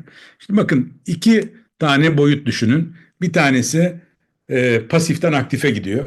Diğeri pesimistik, kötümserden iyimsere doğru gidiyor. Tabii dört pencere çıkıyor her zamanki gibi. Soru şu, son aklınızda kalsın diye bitirmek istiyorum. Bir tanesi kötümser ve pasif. Batsın bu dünyacılar. Yani zaten her şey kötü ve kötü olacak. Ne yapayım? Yapacak bir şey yok. Yani batsın bu dünya. İkincisi, o tekme kendime de ve içinde bulunduğum iklime de. Bir tekme de bende. Üçüncüsü, optimist bir pasif. Bu da geçer yahu. Bu her şey sonunda iyiye varır ama benimle alakalı bir durum değil yani. Varacağı zaman varır. Ben hala buradaysam tamam yani. Aksiyon yok burada. Bir de dördüncüsü var. Bunu da Ahmet Arif'ten ödünç aldım. Diyor ki diş ile, tırnak ile, aşk ile, sevda ile, umut ile. Bu da dördüncü pencere. Burada hem iyimserlik var, hem aktiflik var. Yani emek var, inanç var, ve umut var. Şimdi bizim her türlü endüstride fark yaratmak istiyorsak aslında şu sağ üst köşeye doğru gidebilmemiz lazım. Bu da aklınızda kalmasını istediğim son soru. Vaktinizin çoğu hangi karede geçiyor? Sağ üste geçmek için ne yapıyorsunuz? Evet, benim anlatacaklarım bu kadar. Ümit ediyorum aklınızda kalmıştır birkaç tane soru. Onları şimdi sizden bekliyorum. Herhalde zamanı da tutturduk diye düşünüyorum. Harika bir zamanlamaydı. Evet hocam. Teşekkür ederiz. Çok çok şey not aldım, çok şey öğrendim. Çok teşekkür ederiz. Ben bir yandan gelen soruları da bekliyorum ama benim de birkaç sorum var. Birkaç soru da buradan aldım. Onları yavaştan ileteceğim, sizinle Tamam. paylaşacağım. Saat 15.30'a kadar aslında Kapatsam mı yoksa? Dur. sanırım kapatabiliriz hocam. Eğer tekrar referans vermek istemediğiniz Soru e, gelince belki veririz o zaman. Kalsın, belki buradan gideriz. Tamam. peki tamam, nasıl rahat ederseniz. Tamam. E, Bir yaklaşık bir 15.30'a kadar biraz daha sohbet gibi gidebiliriz. O yüzden arkadaşlar da, katılımcılarımız da isterlerse sorularını iletmeye devam edebilirler.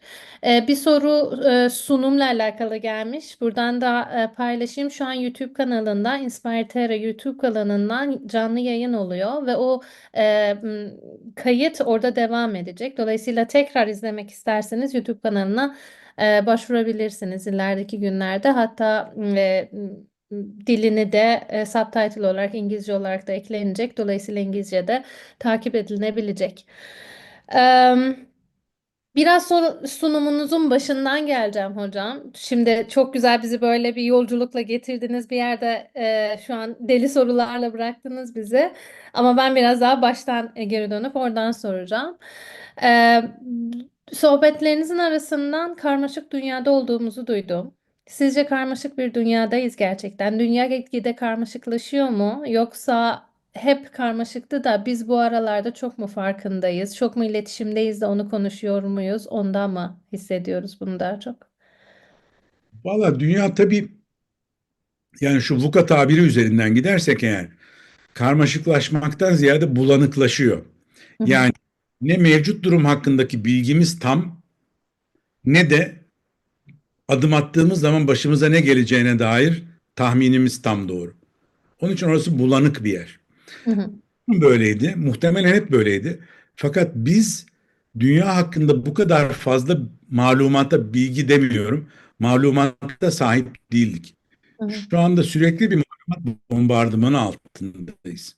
Sürekli yeni haberler bütün dünyadan, her an açın Twitter'ı ya da ne bir şey yapıyorsanız, sürekli bir malumat bombardımanı içindeyiz ve bu bizi etrafın eskiden olduğundan daha hızlı değiştiğine dair bir izlenime maruz bırakıyor. hı hı, Yani öyle miydi, değil miydi bilmiyoruz, çünkü ölçemiyoruz. hı Ama hı, şunu söylemek mümkün: şu anda daha fazla duyuyoruz bunu. ve duydukça da giderek daha bulanıklaştığını görüyoruz. Sanki biraz bu durumda bir FOMO durumu da yaratıyor, yani dünya da değişiyor, bilgiler de çok akıp hızlı gidiyor. Ne yapacağız biz gibi bir durum da var. Bundan çıkabilmek için böyle daha pratik bir yerden öneriniz ne olurdu? Yine ben son bıraktığınız slaytı da açık görerek bunu söylüyorum. Bir de şey var, onu duydunuz mu? JOMO, Joy of Missing Out. Şimdi Doğru. bir tanesi bu değişikliklerden kaçırmaktan korku. Bir de yani işte bu birazcık bu da geçer yahu durumu belki. Aman bana ne durumu. Bir yerden sonra insan öyle bir yere de gelebilir gayet tabii. Hı hı, E, Bazen belki de gelmek lazım. Fişi çekebilmek hı hali hı, yani. hı hı, hı hı. Bunun için insanın kendisine zaman ayırması, kendine dönmesi, e, kendiyle yüz yüze kalabilmesi, bunlara ihtiyacımızın arttığı bir dönemde olduğumuzu düşünüyorum. Çünkü sahiden o fear of missing, yani kaçırmaktan korkmak, aslında korksan da kaçırıyorsun hissi geliyor. Yani kaçırmak, çaresiz kalıyorsun, kaçırıyorsun. Bir de Evet. üstüne korkuyorsun. Şimdi en azından bunlardan bir tanesini yok etmek lazım. İkincisini, yani kaçırmaktan uzak kalmayı başarabilmek çok mümkün değil. Çünkü ilgi alanımıza giren şeylerin dışında o ilgi alanımızı etkileyen unsurlar var. Hı hı. Yani eğitim alanındayım diyelim. Ben bu alanda olup bitene dair her şeyi takip edebilirim ama mesela yapay zekanın nasıl geliştirileceğini ben bilmiyorum ve işte 2 gün önce yeniden tepetaklak olduk. Bunun ucuzlamasıyla birlikte. İşte o zaman ben orada ne yapacağım? Bunu takip etmek durumunda kalıyorum. Ama bir kısmını da, bunun arkasındaki teknolojiyi de artık takip etmeyi ben onu demiyorum. Ben onun çıktılarını nasıl kullanabileceğimi bileyim. Ve geçenlerde, şimdi hala bitmedi, yazdırıyorum. Bir vaka yazdırıyorum. Bir aile şirketi vakası.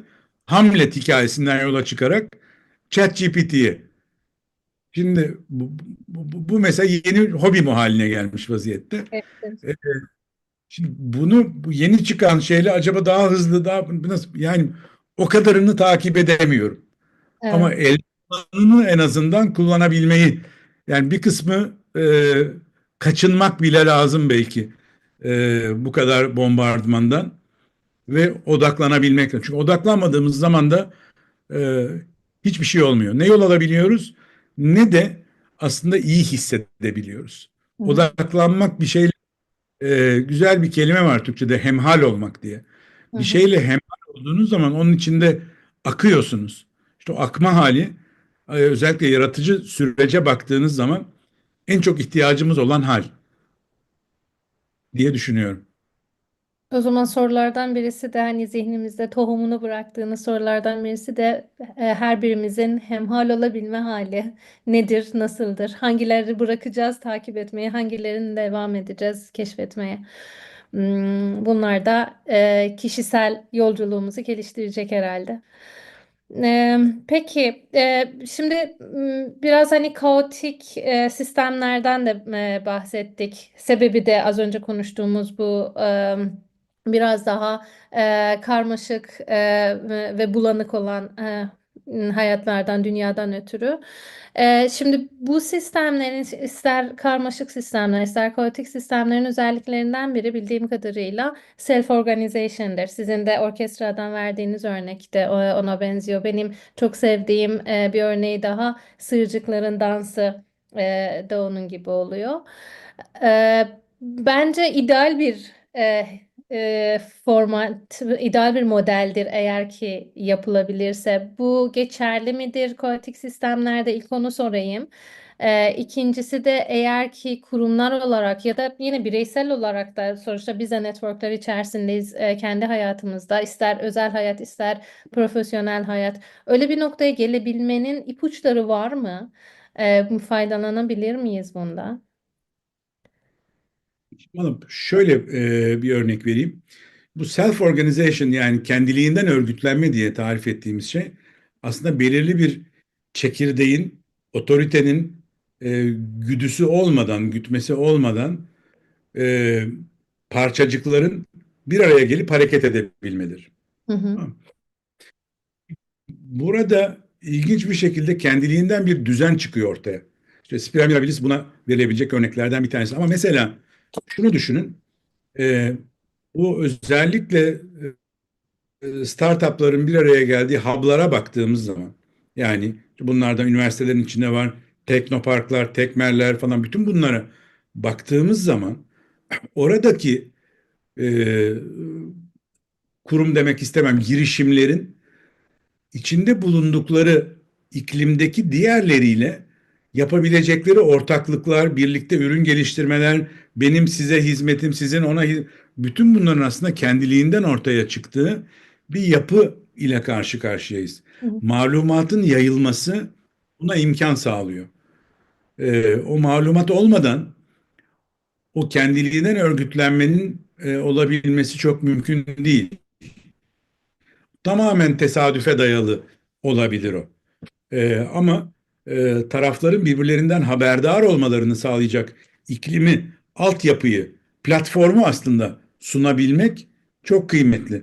O platformun varlığı o kendiliğinden örgütlenmeyi oluşturuyor diye düşünüyorum. Onun için orada, yani kendiliğinden örgütlenmenin sınırları demek istemem, Hı hı. ama çıktığımız zaman o çıktığının hızı, kıymeti, verimliliği aslında o platformların varlığıyla yükseliyor. İşte bu proje de aslında onlardan bir tanesi. Aynen. Bu projenin varlığı kendiliğinden örgütlenmeyi, buraya herkes izleyebiliyor. Bunu herkes katılabiliyor. Kendiliğinden diyebiliriz ama arkada bunu destekleyen bir platform var. O platform kendiliğinden örgütlenmeyi yönlendirebiliyor ve işte tıpkı bir beste gibi ya da ne bileyim e, e, bir konser salonu demek istemem. Kendimle çelişeceğim, maddi unsura gidiyor diye. Ama o maddi unsurun varlığı da bazen kaçınılmaz. Maddi ve gayrimaddinin birlikteliğini sağlayan bir kaynak lazım hepimize. İşte o kaynak kendiliğinden örgütlenmeyi kolaylaştırıyor. Yani sanki böyle daha geleneksel modellerimizde olan merkezi bir kontrol yerine bu yapıyı, bu kendiliğinden olan organizasyonu destekleyen bir yapı gerekiyor diyorsunuz. Yani şöyle düşün, bakın bizim kültürümüzde lonca denen bir kavram var. Aynı meslek grubunda olan insanların loncaları var. Etik kuralları belirliyorlar. Evet. İçeriye kimin gireceğini çıkacağını belli kurallara tabi kılıyorlar. Ve birlikte bazen hareket edebiliyorlar. Evet. Şeylere baktığımız zaman, bunun modern 20. yüzyıl örneğine baktığımız zaman İtalya'da özellikle küçük kurumların bir araya gelip kümeler oluşturduklarını görüyoruz. Ve onların kocaman firmalar olmadan o aile şirketlerinin küresel imkanlara erişebildiğini görüyoruz. Hı hı. Bizde teknoparklar, organize sanayi bölgeleri, bütün bunlar aslında, hani ölçeğe dayalı olarak bunu tarif ettiğimiz zaman bu tür platformları ortaya çıkartıyor. Onun Çok için doğru. merkezi otorite demek istemem, Hı hı. çünkü otorite dediğim yukarıdan aşağı hiyerarşik bir şey tarif ediyorsunuz. Ve bu hiyerarşik yapıda bir tane yukarıda tanımlanmış olan hedef var ve o hedefe sen acaba o hedefe nasıl katkıda bulunursun? Hı hı. Halbuki bunu yatay bir çember, platform olarak düşündüğün zaman buradaki herkesin yapmak istediği bir şey var ve Hedefler var. bunlar bir araya geldikçe çekirdekte değer oluşuyor. Ve o değer bazen başlangıçta belirlemediğimiz, tarif etmediğimiz bir değer olarak ortaya çıkıyor. Hı hı. Ben tüm bu karmaşık, değişken, bulanık dünyada önceden tanımlanmış büyük, kocaman 20 yıllık hedefler yerine hedeflerin değişken olabildiği, kaynakların o değişken hedeflere sunulabildiği organizasyonların daha esnek ve verimli olabildiğini düşünüyorum. Güzel araştırmalar da bunu gösteriyor. Yine de buradan sizin de bahsettiğiniz adaptive liderliğin, adaptive leadership'e giden bir yol gerekiyor gibi. Ben biraz gelen sorulardan sizinle paylaşayım hocam. Eee, Cengizhan Büyükyurt'un sorusu, bilgiye ulaşmanın bu kadar kolay olduğu bir dönemde yaratıcı girişimlerin gerçekten harekete geçmesini sağlamak ve üretkenliği arttırmak için nasıl bir motivasyon ve disiplin mekanizması oluşturulabilir? Bir şeyi kendimce farklı ifade etmek isterim bu soruda. Bilgiye değil, bizim kolay ulaştığımız yer malumat. Hı hı, Şöyle görüyorum ben hani aradaki farkı. hı Mesela hı. bakın, bir, 2, 3. Bunlar veri seti, bunlar veri. 2 Evet. birden büyüktür, 3 2'den büyüktür. Bu malumat. Hı hı, Peki ben 2'ye 1 katayım mı yoksa 3'ten 2'yi çıkarayım mı? hı hı, Bu biz malumata erişiyoruz. Bu malumatla ne yapacağımız bize kalmış vaziyette.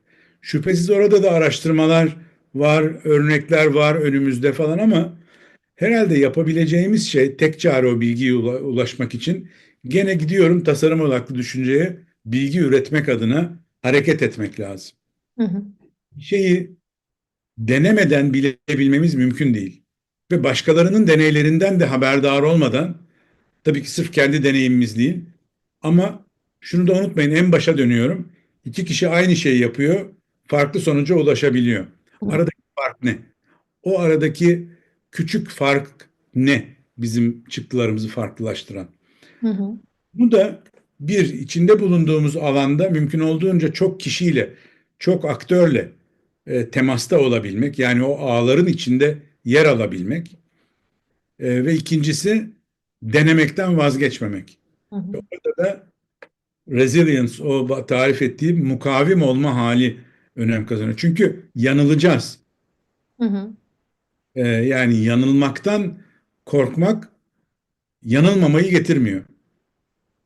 Yanılmaktan korkmak ancak deneme eksikliği doğuruyor olabilir. Onun için yani şu ilk başta çok anlamsız bir kelimeye dönüşüyor. Yanıl, yanılmak, daha iyi yanıl. Şimdi bu daha iyi yanıldan kasıt şu, yani ilk seferde yanıldığın gibi yanılma ama. hı hı, Başka bir şey, onda da yanıl. Sonra yanılmayacağın bir şey tutturacaksın. Bu tutturma tesadüf değil, öğrenilmişlik, işte o zaman bilgi birikiyor. Malumat olmadan bilgiye geçemiyoruz. Bu aradaki parça da Lego parçacığı deneyin kendisi.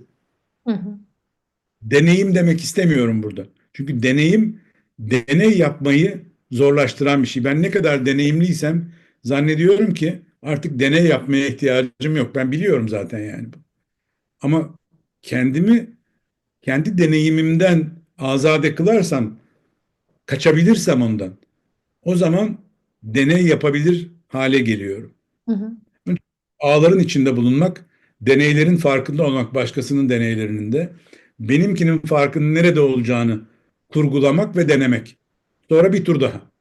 Yani o farkındalık, farkındalıkla planlama ve aksiyon. O çemberin sürekli dönmesi.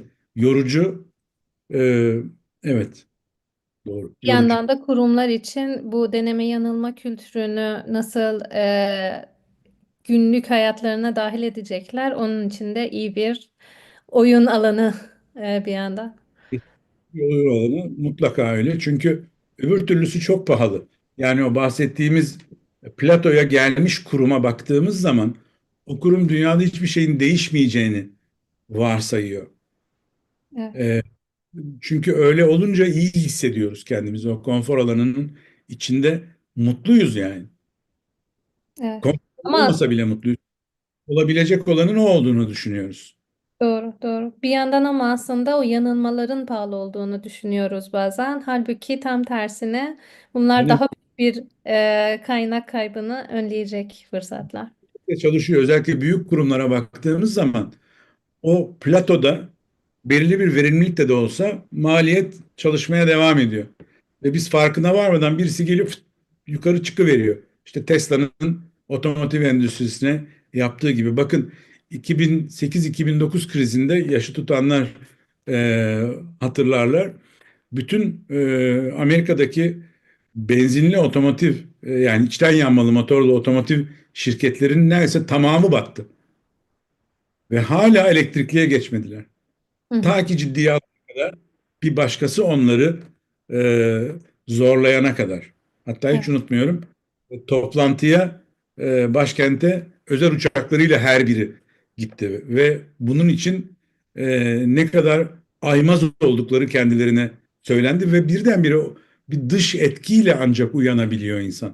Hı O hı. dış etkiye maruz kalmadan uyanabiliyorsak erken kalkan yol alır diye güzel bir tabir var Evet. Türkçemizde. Çok teşekkürler.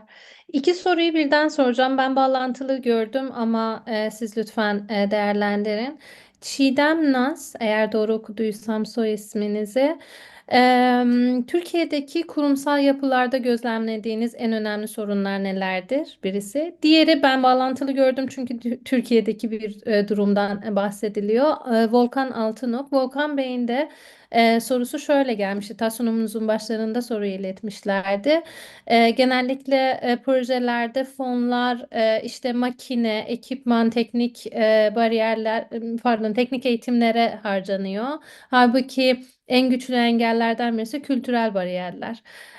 Farklı iş kültürlerinin bir arada çalışabilmesi için önerileriniz neler olur? Şimdi önce ilk sorudan başlayalım. Ben sadece Türkiye'ye özgü bir organizasyonel problem olduğunu düşünmüyorum. Hı hı. Ve sadece Türkiye'ye özgü bir kültürel problem olduğunu da düşünmüyorum. Araştırmalar da bunu gösteriyor. Özellikle büyük kurumlar diye tarif ettiğimiz kurumlar kendilerini tanımlı süreçlere, bütçelere e, bağlı hissetmek de değil bu, bağlı tutuyorlar. Çeyrek çeyrek kendilerini değerlendiriyorlar ve o çeyreklerde ne olacağını da önceden vaat ettikleri şeye erişmeye gayret ediyorlar. Hı Yolun hı. yarısında ya bir dakika biz öyle demiştik ama şimdi buraya geçebilmek çok mümkün değil işte. Startuplar bunu daha kolay yapıyor. Evet. Şimdi burada bu bir kültürel problem midir? Bu aslında şöyle söyleyelim yapılandırılmış kapitalizmin bir açmazıdır. Hı hı. Çünkü büyüdükçe verimlilik peşinde koşuyoruz. İşte hiyerarşi arkadan geliyor, iş bölümü arkadan geliyor. Şimdi hiyerarşi ve iş bölümü kaçınılmaz hale geldiği anda akla gelen bir fikrin, üstelik şöyle düşünün, dikey bölümlere, silolara baktığımız zaman buradaki silodan bir fikir çıkıyor. Buradaki silodan ne olduğundan buranın haberi yok. Hı hı. Yukarısından haberi yok. Evet. Ancak ikisi bir araya gelecek de yukarı. İşte bunlar organizasyonel yapıyla alakalı problemler. Biz tabii şu malum laf vardır. Hani kültür strateji yer Peter Drucker'ın aslında adamcağız şunu söylemiyor. Yani kültür strateji yer onun için strateji boşuna uğraşmayın demiyor. Hayır. Kültür değişebilen bir şey ama ne değişir? Aksi yani yukarıdan aşağı baktığınız zaman siz davranışlar. Varsayımlar değiştikçe değerlerin kurumun içinde davranışlarını değiştirebileceğin bir çekirdek yaratabilirsem eğer. Çünkü o hiyerarşiye ve iş bölümüne de ihtiyacım var. İşler yürürken e, bunların verimli gidebilmesi adına. Bizim Hüseyin Güler'i biliyorsunuzdur. Bizim onunla geçenlerde bir YouTube şeyimiz var. E, programımız vardı.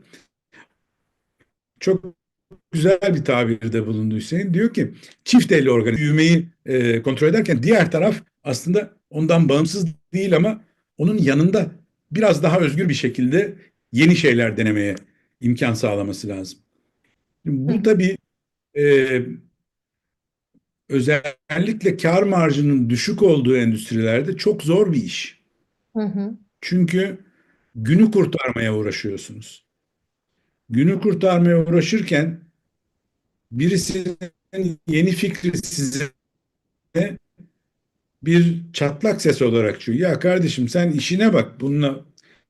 Şimdi bunu söylediğiniz zaman aslında kendi bacağınıza kurşun sıkmaya kültürel diye tarif ettiğimiz şeyi ülke kültürüyle ilgili değil, organizasyonel kültürle birleştirdiğiniz zaman organizasyonel kültürün oluşumu ölçeklenme ve verimlilik odaklı olduğu andan itibaren diğerini yok ediyor. İşte bu cognitive flexibility yani bilişsel esneklik kurumsal çerçevede ikisini bir arada tutabildiği zaman ki bunun yöntemleri ve örnekleri var. O zaman işe yarayabiliyor. Hı. Türkiye'de de güzel örnekler. Hiç akla gelmeyen emtia üreten mesela yani burada konuşmamızda hacet yok. Reklam yapmadığımız belli. İşte Kastamonu Entegre firmasına baktığınız zaman bir emtia üretiyor. Ve bu emtia üretirken yöntemlerini inovatif kullanabiliyor. Bir taraftan kendi verimliliğini tutarken bir yerde diğer taraftan yeni bir şeyler çıkartabiliyor ortaya. Ve kurumlara hizmet ederken bir taraftan bireylere dokunabilmeye başlıyor. Hı. Bunları deneyebilmek bir lüks diyebilecek. Ama bu şekilde olmadığımız takdirde çok imkanı yok.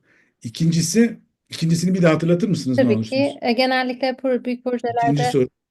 fonlar, makine, ekipman ve teknik eğitimlere harcanırken farklı iş kültürlerinin bir arada çalışabilmesi için öneriler nelerdir?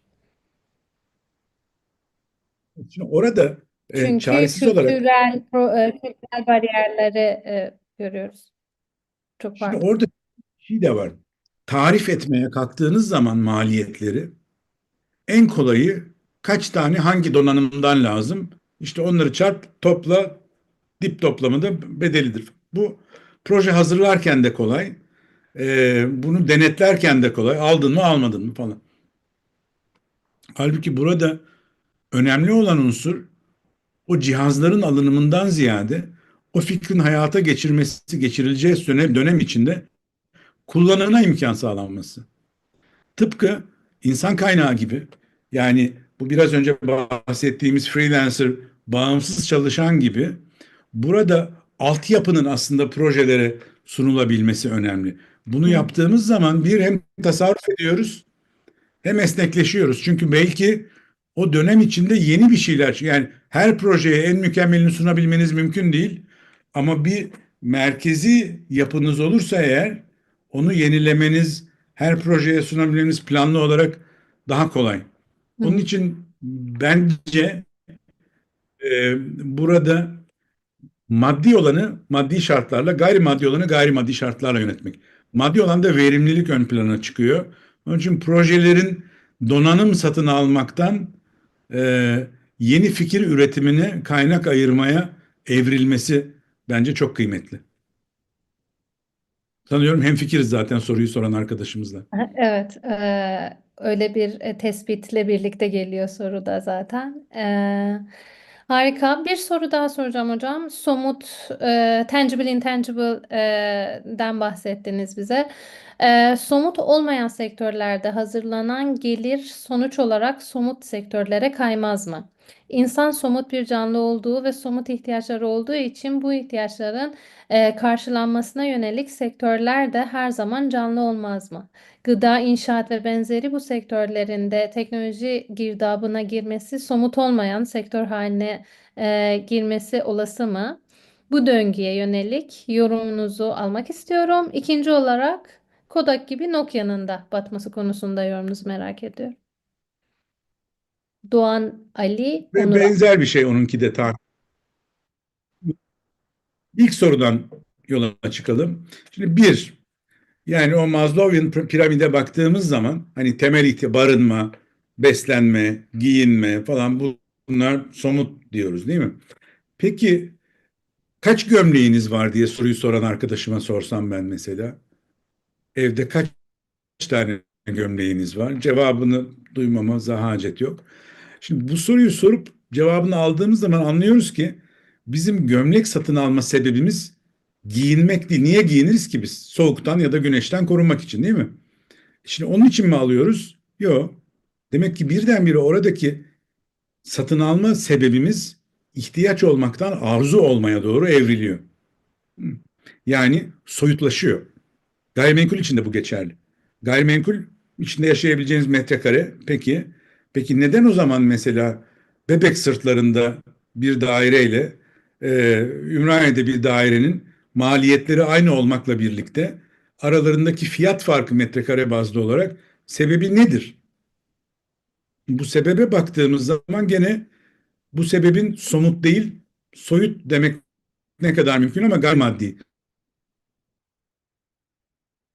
olduğunu söyleyebilmek mümkün.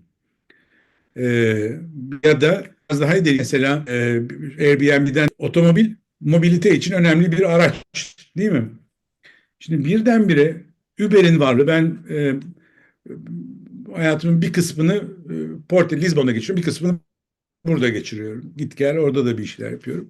Şimdi orada otomobil satın alma ihtiyacım neredeyse hiç yok. Çünkü işte o, her gün gittiğim yere 4 euroya gidebiliyorum 10 dakikada. Şimdi demek ki benim otomobilin kendisine somut olarak ihtiyacım yok. Ama onun beni taşımasına ihtiyacım var şimdilik. Çünkü ışınlanamıyoruz henüz. Şimdi o zaman bu durumda benim satın alma ihtiyacım ortadan kalkıyor. Onun fonksiyonu ortadan kalkmıyor. Ama benim satın alma ihtiyacım ortadan kalkıyor. O fonksiyonu yayıyoruz. Yani aslında buna democratization deniyor. Demokrasiyle çok ilgisi olmamakla birlikte buraya geldiğimiz zaman o maddi unsurlara ihtiyacımız zayıflıyor. Mobilite ihtiyacımız zayıflamasa bile satın alma ihtiyacımız azalıyor. Gene bir tane 2021 yılından bir örnek vermek isterim size. 20 ya da 21. İlk bu eve kapandık ve işte online webinarlar ve workshoplar yapmaya başladık. Yani okullarda ya da otellerde toplanmak yerine bir kozmetik firmasıyla yapıyoruz. Bir makyaj malzemesi satıyorlar ve onlara işte sıra dışı rekabet analizleri yaptırıyorum. Grup çalışmaları yapıyorlar. İşte rakip analizi. Herkes diyor ki işte o markayı veriyor. Başka bir kimyasaldan bahsediyor falan. Gıdadan, mıdadan.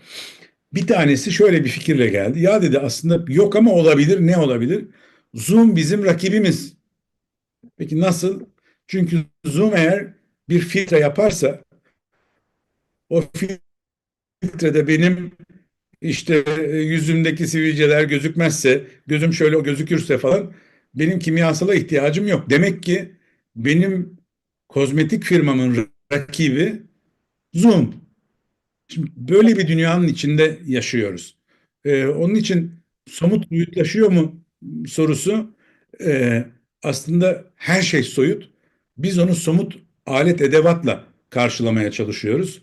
İhtiyacımız kalmadığı zaman onu paylaşabiliyoruz. Ya da işte bu son örnekte olduğu gibi belki tamamen ortadan kaldırabiliyoruz. Ya da biz bunu mesela şu andaki bu buluşmamızı, kaç kişiyiz? 60 küsür kişiyiz tahmin ediyorum. Şu anda 85 olmuşuz. Vay.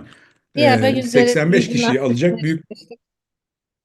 üstüne çıkmış mı? Şimdi bu böyle bir salona ve işte ikrama, binaya ihtiyacımız vardı. Gitmek gelmek için araçlara falan, giyinme. İşte burada oturuyoruz oturduğumuz yerde. Ve bizden sonra da kayıtla izleyecek olanlar var. E, Onlar somut olarak zamana da ihtiyaçları, şu zaman dilimine de ihtiyaçlarını ortadan kaldırmış durumdayız. Diyeyim. Yoksa ben de yemek yemeyi seviyorum. Ee, evet, giyinmeyi, güzel bir şeyler almak harika bir şey falan. Ama unutmayalım ki onlar somut ihtiyaçlar değil. Soyut diye tarif ettiğiniz ihtiyaç alan onlar. Arzu onlar. İhtiyaç değil. Diyeyim. Biraz bunu kurumsal ölçekte baktığımızda da yine şirketlerin, kurumların somutluktan soyutluğa geçebilmesi için sanki biraz yine o az önce konuştuğumuz kültürel bariyerleri tekrar görebiliriz. Yani o kültürel bariyerler bize kolay kolay somuttan soyuta geçmemize izin vermiyor gibime geliyor. E, Öyle biraz kuşaklarla da ilişkisi olduğunu düşünüyorum.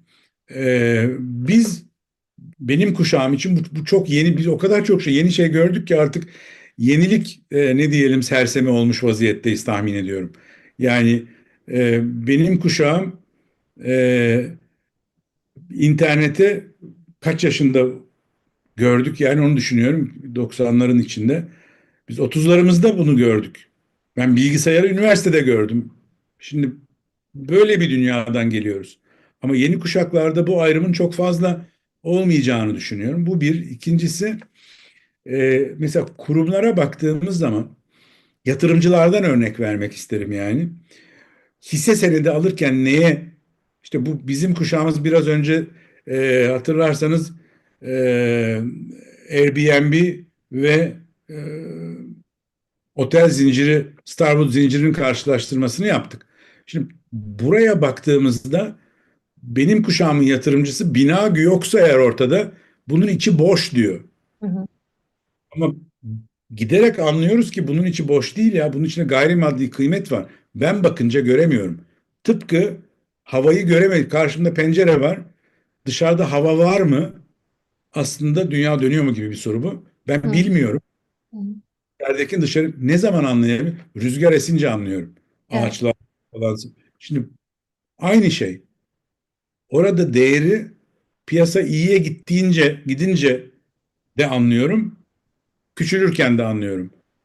Somut maddi unsura dayalı endüstri büyürken de zor büyüyor, küçülürken de zor küçülüyor. Hı. Diğeri büyürken çok hızlı büyüyor, küçülürken hop diye daralıveriyor. Demek ki daha az riskli, daha iyi bir yatırım. Oradaki problem şu, çok işte dün Nvidia'nın başına geleni gördük. İşte birliğe çok açık. Yani o plato çok kısa sürüyor orada. Evet. Ee, Böyle bir riski var, o doğru. Ama bu diğerlerinin de var. Bu yok değil anlamına gelmiyor. Teşekkür Diyeyim. ederim. Eee, Biraz şimdi bu sorularla birlikte bu seansımızı kapattıktan sonra pratik olarak ne yapabiliriz'i eğer yanımıza almak istersek bir soru da var, onu da sorayım. Ben de biraz daha böyle hani pratik tarafından ilk yapmamız gereken şey nedir gibi bu soruyu cevap vermenizi rica edeyim. Mine Hanım, Mine Topçubaşı, değişim hızlı artıyor. Takip etmek bulanık dünyada gitgide zorlaşıyor. Bu konuda önerileriniz var mı acaba? Ben biraz da şeyden hatırlıyorum. Hani farkındalıkla başlayan döngüyü bahsetmiştiniz. Dünyada ne olup bittiğini bilmemiz gerekiyor. Bu artık şart. Buradan belki başlayarak pratik olarak ne yapmamız gerekir? Vallahi bu sorunun cevabı kimde var bilmiyorum ama en azından üzerinde fikir teatisi yapabiliriz.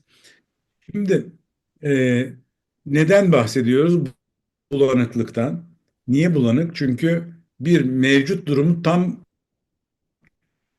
kestiremiyoruz. Yani böyle gireyim de ulan ne oluyor burada? Bastırıyor ki bir zaman diliminin içine giren yenilik sayısı çok artıyor. Evet. Onun için gözümün önünden anı yakalamıyorum ben. Gözümün önünden o kadar hızlı geçiyor ki şu anda ne olduğunu kestiremiyorum. Peki adım attığım zaman ne olabileceğini de kestiremiyorum. Bunun için bulanıklık var. Hı hı. Bence yapabileceğimiz şey e, bizce önemli olan birkaç tane temel parametreyi dikkate almak. Bunların da bir tane doğrusu yok. Bizce önemli olanı. Sonra onları takip edebilmek. Bir tanesi bence bu. Ee, Bunlar raporlar olabilir, sürekli yayınlanan veriler olabilir. Dikkate alacağımız veri kümesi, veri evreni yani. Ve buradaki trendler. İkincisi bana düşen ben yeni veri üretebilirim. Yani denemeler yapabilirim. Özellikle yani yaratıcı endüstri diye tarif ettiğimiz alanda hem yani inşaattan bahsettik. İnşaat da bir yaratıcı endüstridir. Hı Fark hı. yaratmak için nerede, nasıl, kaç metrekare malzemeyle ne yapmalıyım? Şimdi bunları aslında takip ettiğim zaman ve denemeler yaptığım zaman ben giderek baktığım tabloyu netleştirmeye başlıyorum. Yani o Picasso'nun karmaşık da basıp arkadaki Velázquez'in tablosunu birazcık böyle görmeye başlıyorum. Ve oraya doğru yol alabilirim. Ee, Onun için ben e, netleştirmek adına takip ettiğim veri kümelerini tespit edip bunları kaçırmadan firma yani o veri setlerini takip etmek önemli. Çıkan Hı. ürünleri değil aslında. ürünler çıktı, sonuç geçmiş olsun. O ürüne yol açan şeyler nelerdi? Biraz orada fikir geliştirmek bence kıymetli. Hı hı. İnsanlarla konuşmak çok bizle hemfikir olmayanlarla özellikle konuşmak çok kıymetli. Buna açık olmak, öğrenmeye açık olmak ve buna cesaret edebilmek bence önemli. Yanıldığımızı itiraf etmeye cesaret edebilmek çok önemli. Sonra kendimizi affedebilmek çok önemli. Yani yanıldım, lanet olsun. Zaman bir daha yapacağız bu işi. Bu sefer başka bir şekilde yanılalım bakalım diyebilmek çok önemli. Mukavim olabilmek yani. Ve işte deneme yapabilmek önemli. Hı hı. Onun dışında bir sihirli formül olduğunu düşünmüyorum bu bulanıklıkla başa çıkmam. Şu olabilir.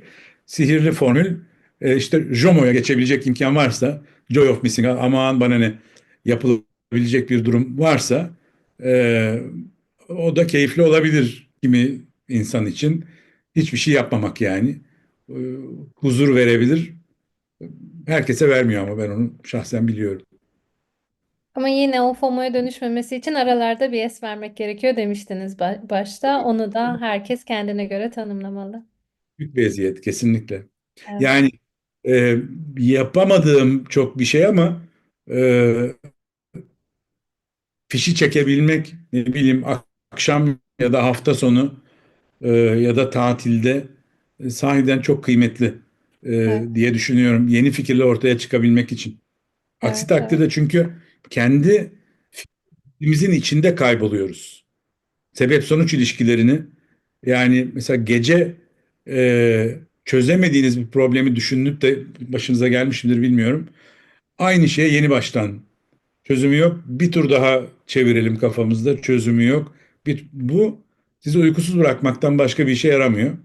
Onun için fişi çekmek arada lazım. Doğru. Sizin anlattıklarınızı dinlerken Ecmel Hocam, üç boyutta dinlemeye çalışıyorum. Böyle hani kişisel bir yönden, individual olarak, sonra profesyonel yönünden, sonra da organizasyonel yönünden.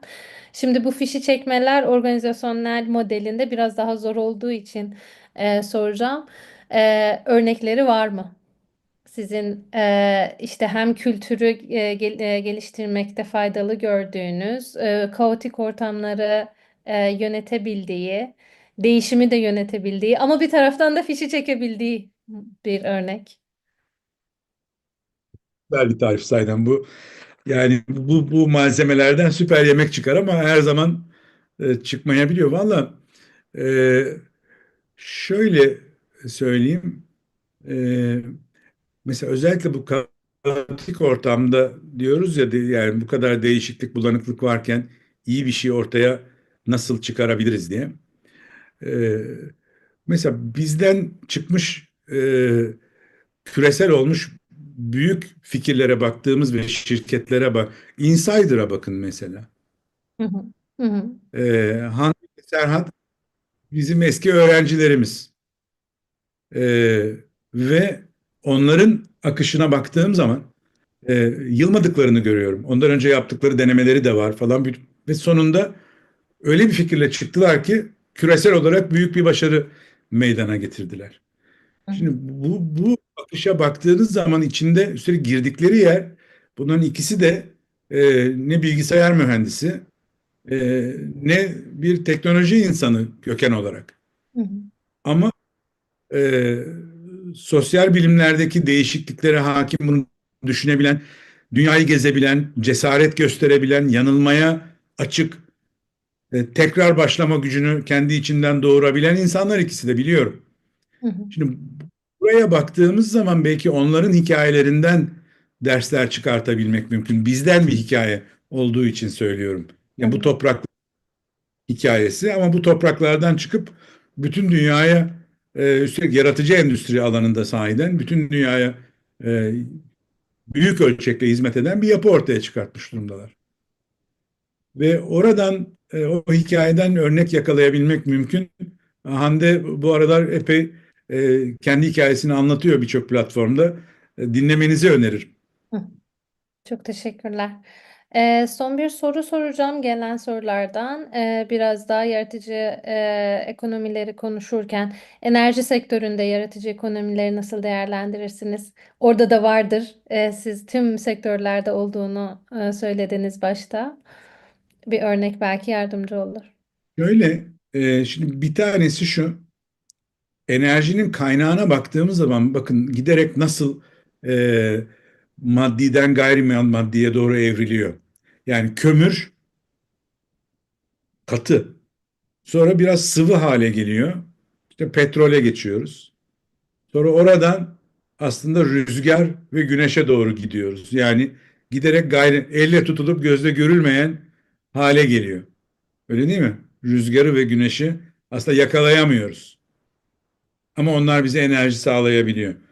Bu tarafa doğru gittiğini görüyoruz bir tanesi enerji sektörünün. İkincisi e, bunun bireyselleşebileceğini yani merkezi bir enerji üretiminden giderek bunun evlerin ya da bireylerin kendi enerjilerini üretebilecekleri bir yere doğru evrileceğini görebiliriz, söyleyebilmek mümkün tahmin ederim.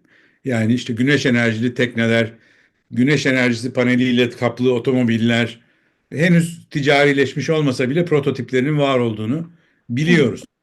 O zaman e, peki ben enerji sektöründeyim dediğim zaman enerji sektörü bir maddi hala tabii fosil yakıtlar önemli şüphesiz. Ne zaman kırılacağını kestiremiyoruz. Maliyetle ilgili bir şey. Ve bu diyalektik çalışıyor. Ve belki platoda değil iniyor çıkıyor ama buradaki ne diyeyim regresyon hattına baktığımız zaman hepsine en az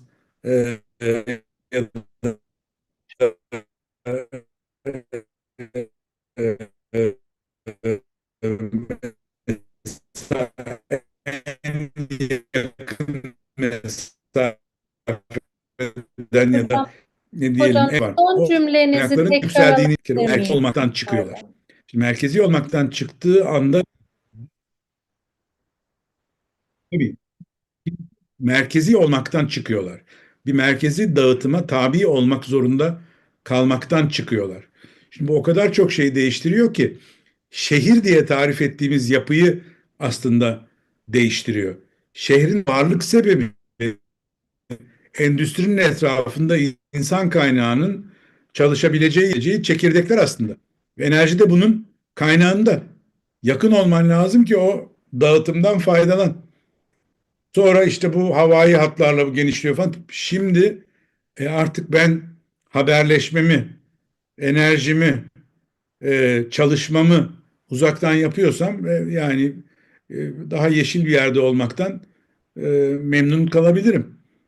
Hayat tarzımız değişiyor. Onun için en somut gözüken, maddi gözüken şeyler bile değişiyor. Düşünün çimento üretiyorsunuz.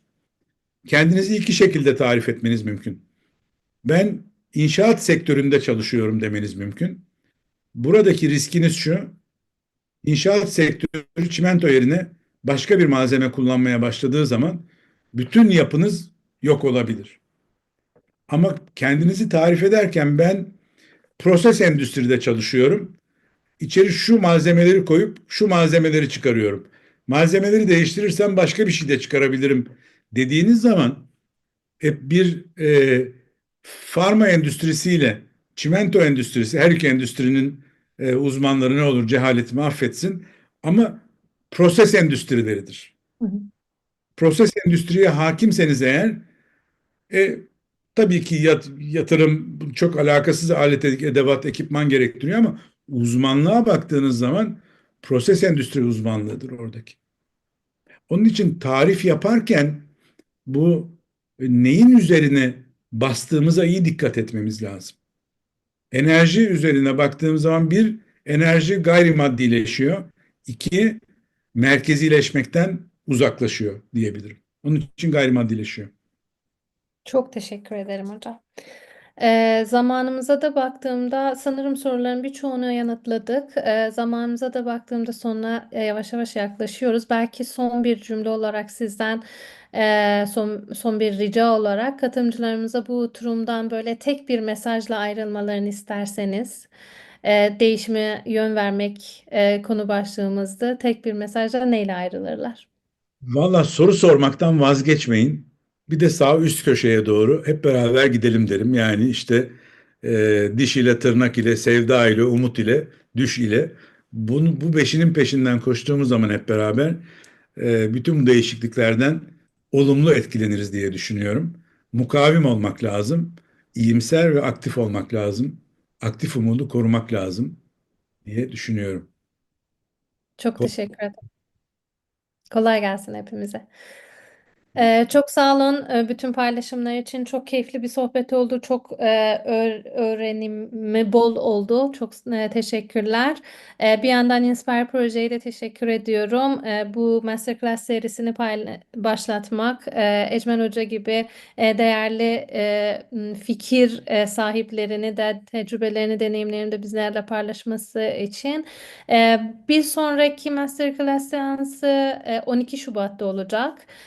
Lütfen takipte olun. Yine projeyle ilgili bilgilere, gelişmelere bilmek isterseniz kanalını takip edebilirsiniz sosyal medya üzerinden. Buradaki QR kodu okuyarak da ulaşabilirsiniz sosyal medya kanalına. Bu seansın kaydı YouTube üzerinde olacak. İnanıyorum ki sosyal medya kanalından da paylaşılacaktır eğer ki YouTube kanalına ulaşmak zor olursa. Bizlere oradan da ulaşabilirsiniz. Eğer bu konuyla ilgili sorularınız varsa da iletebilirsiniz. Ve bir sonraki buluşmalarımızda tekrar bir araya gelmek dileğiyle. Çok teşekkür ederiz. Herkese iyi günler. Görüşmek üzere. Kalın. Hoşça kalın.